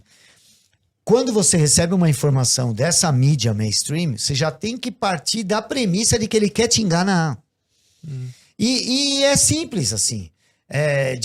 Não é simples perceber isso. O cara que joga lixo lá na sua casa com entretenimento, produz funk carioca, produz aquela vulgaridade 90% do tempo. Não é? O entretenimento é 90% do tempo da televisão. O cara só joga lixo na sua casa lá. Música ruim, filme ruim. Pessoas... conversas inúteis. Tudo aquela bobagem. Programa de auditório, cara. Só o fato de ainda existir programa de auditório mostra... reality show foram piorando. Aí esse cara, durante meia hora, ele fala, agora eu vou falar a verdade pra eles. Tô jogando lixo dentro da casa dele, tô poluindo a imaginação do filho dele, tô promovendo tudo que existe contrário aos valores dele, mas agora no jornal eu vou falar a verdade. Pra mim, o cara que ainda acredita nisso, tá tomando pedrada no peito olhando pra trás, entendeu? Assim, não relincha por modéstia, né? Então, eu penso assim. Então, hoje é a premissa isso. E seja sobre a pandemia, seja sobre o aquecimento global. Você vai acreditar na imprensa? Então, você tem que começar a achar que aquele programa de auditório lá é o melhor para sua família e mergulhe de vez no esgoto, entendeu? Larinha, falei demais. Não, né? eu tô passada. que baita programa Eu foi tô esse, pensando hein? no povo lá.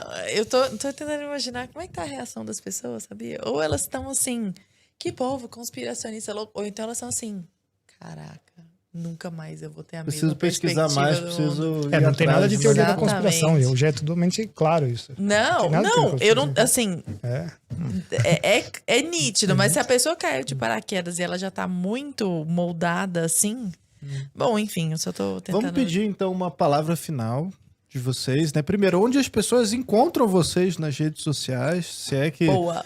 vocês utilizam uma ou mais redes sociais aí, né? Onde é que as pessoas acham vocês? Né? Eu tô vendo que você trouxe livros também. Fala aí pro pessoal de casa. Então, escolha aí quem quer começar e vamos lá. Bom, acho que vale a pena explicar pelo menos as 3 esferas, né? Nós começamos, então, na parte científica, que seria a parte de meteorologia e climatologia. Mostramos que isso é uma fraude, isso não se encaixa em nenhum momento, e então, mesmo eu estava desbravando em cima disso, mas qual é o porquê disso? Aí cai na área do professor Alessandro, que é a geopolítica, que é a segunda esfera. Mas tem um outro problema muito maior, que é a terceira esfera, que é para que isso tudo trabalha. Quando a gente vê que eles querem tirar o CO2 da atmosfera, quando eles querem reduzir a população do planeta, tem gente do IPCC que fala, não, tem que acabar com 90% da população do planeta. Nós entramos numa terceira esfera, que é uma batalha espiritual. Eu não sei se o professor Alexandre concorda, mas eu acho que ele também concorda, que já está mostrando ali um cartão, um cartão vermelho. Assim. Nós entramos nessa esfera. Então, no final das contas, quando a gente vai concluindo tudo isso, né? Mas por quê?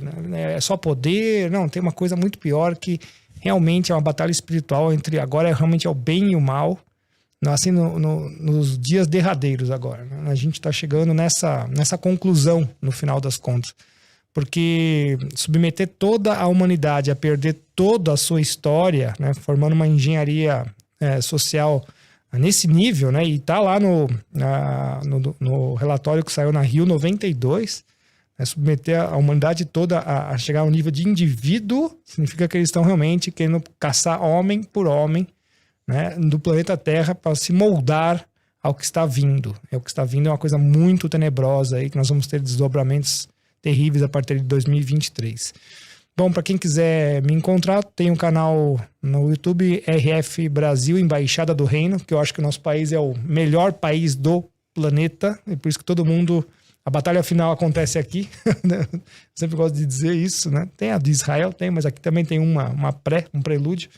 E também tem ricardofelicio.net, o pessoal pode encontrar lá também cursos, pode encontrar vídeos, etc., e material também é suficiente para entender um pouquinho mais sobre isso, né? Artigos científicos, ver os outros cientistas que estão falando sobre isso, que é uma grande mentira que 97% dos cientistas falam que aquecimento global é verdade. Isso é uma fraude gigantesca que já foi derrubada pelo Legacy Sonny Brights já em 2013. Fica parecendo propaganda de pasta de dente. 9 em cada 10 dentistas. Não, ridículo. Concordam.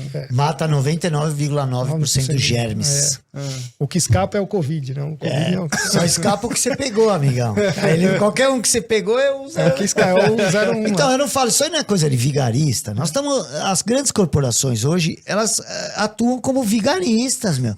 Esse negócio de programação neurolinguística, de tentativa de engenharia, não é coisa de vigarista. O cara tentar fazer você tomar uma decisão que não era sua, isso é desonesto. E a gente tá aceitando esse tipo de desonestidade agora só porque tem um nome bonito. Olha, antes era charlatanismo, que é o nome da minha próxima live.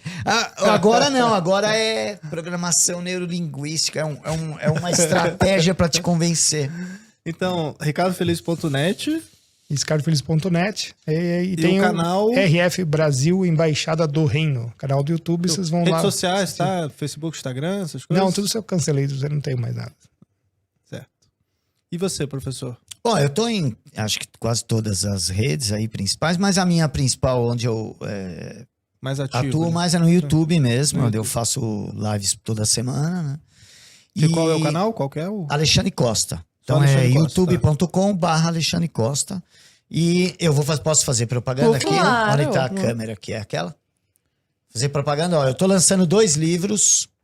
Um livro de artigos chamado Um Copo de Red Pill. É ali? Ficou muito bom, cara. Isso, tá certinho. Ficou bem legal a ilustração. Foi a caricatura aí, né? Ficou. do Fernando Gil, um leitor meu que fez. E eu gostei muito aí. Que legal. Aí. Bota só mais próximo do microfone aqui do corpo pra pegar bem Aqui? o foco.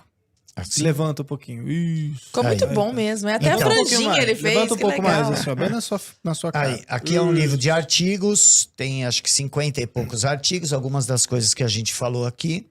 Ele deu origem agora a uma live de sexta-feira, todas as sextas-feiras, uma live com convidados. E eu vou aproveitar aqui para assumir, porque o professor Ricardo assuma o compromisso. Ó, Então, em algumas Rede semanas... nacional. Livre e espontaneamente. Porque assim a gente usa o poder da chantagem. E eu tô lançando um livreto aqui, que acho que vai chegar em banca de jornal e tal, que é sobre essa questão que eu acho importante a pessoa saber que existe praticamente um mundo por trás de tudo isso, que é o que eu tô chamando aqui de ocultismo. mostra de novo o livro aqui, perto mais do Aí. seu rosto, assim, só pra pegar o foco. Isso. É um livreto aqui que põe o mínimo mesmo que a pessoa precisa para começar a estudar esse assunto e vai ver como esses elementos, embora a nossa sociedade meia materialista e não dê muito valor a isso, vai ver como por trás de quase todas as decisões políticas ao longo de toda a história humana teve esses elementos ocultistas envolvendo. Então é um livro bem simples para quem quer iniciar esse assunto.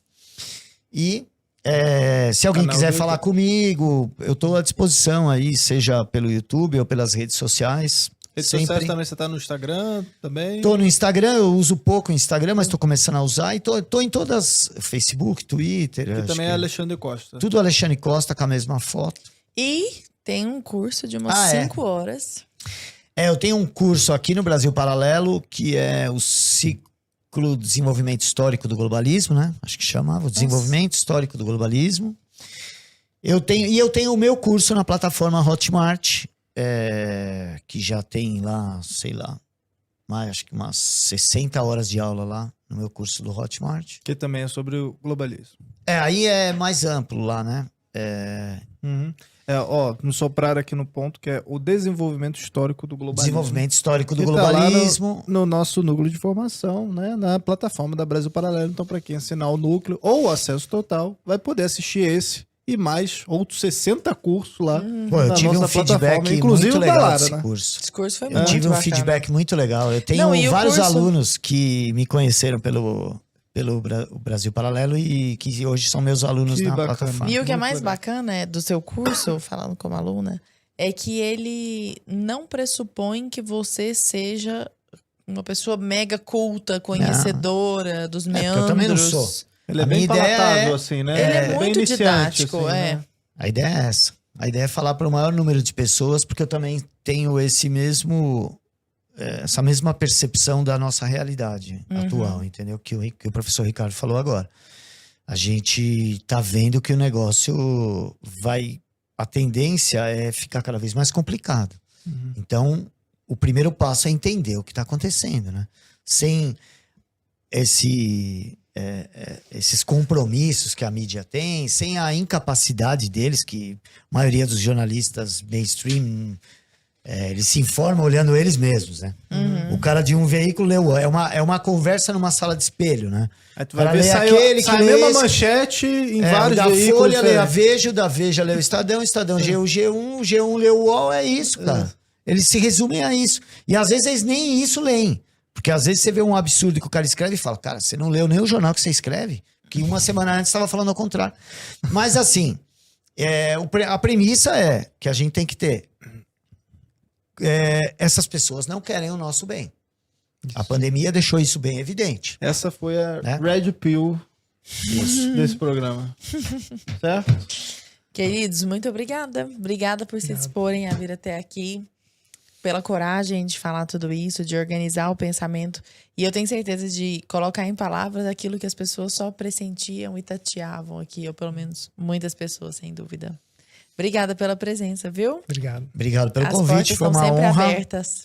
E é só chamar que a gente volta. Muito obrigado. Valeu. Até a próxima.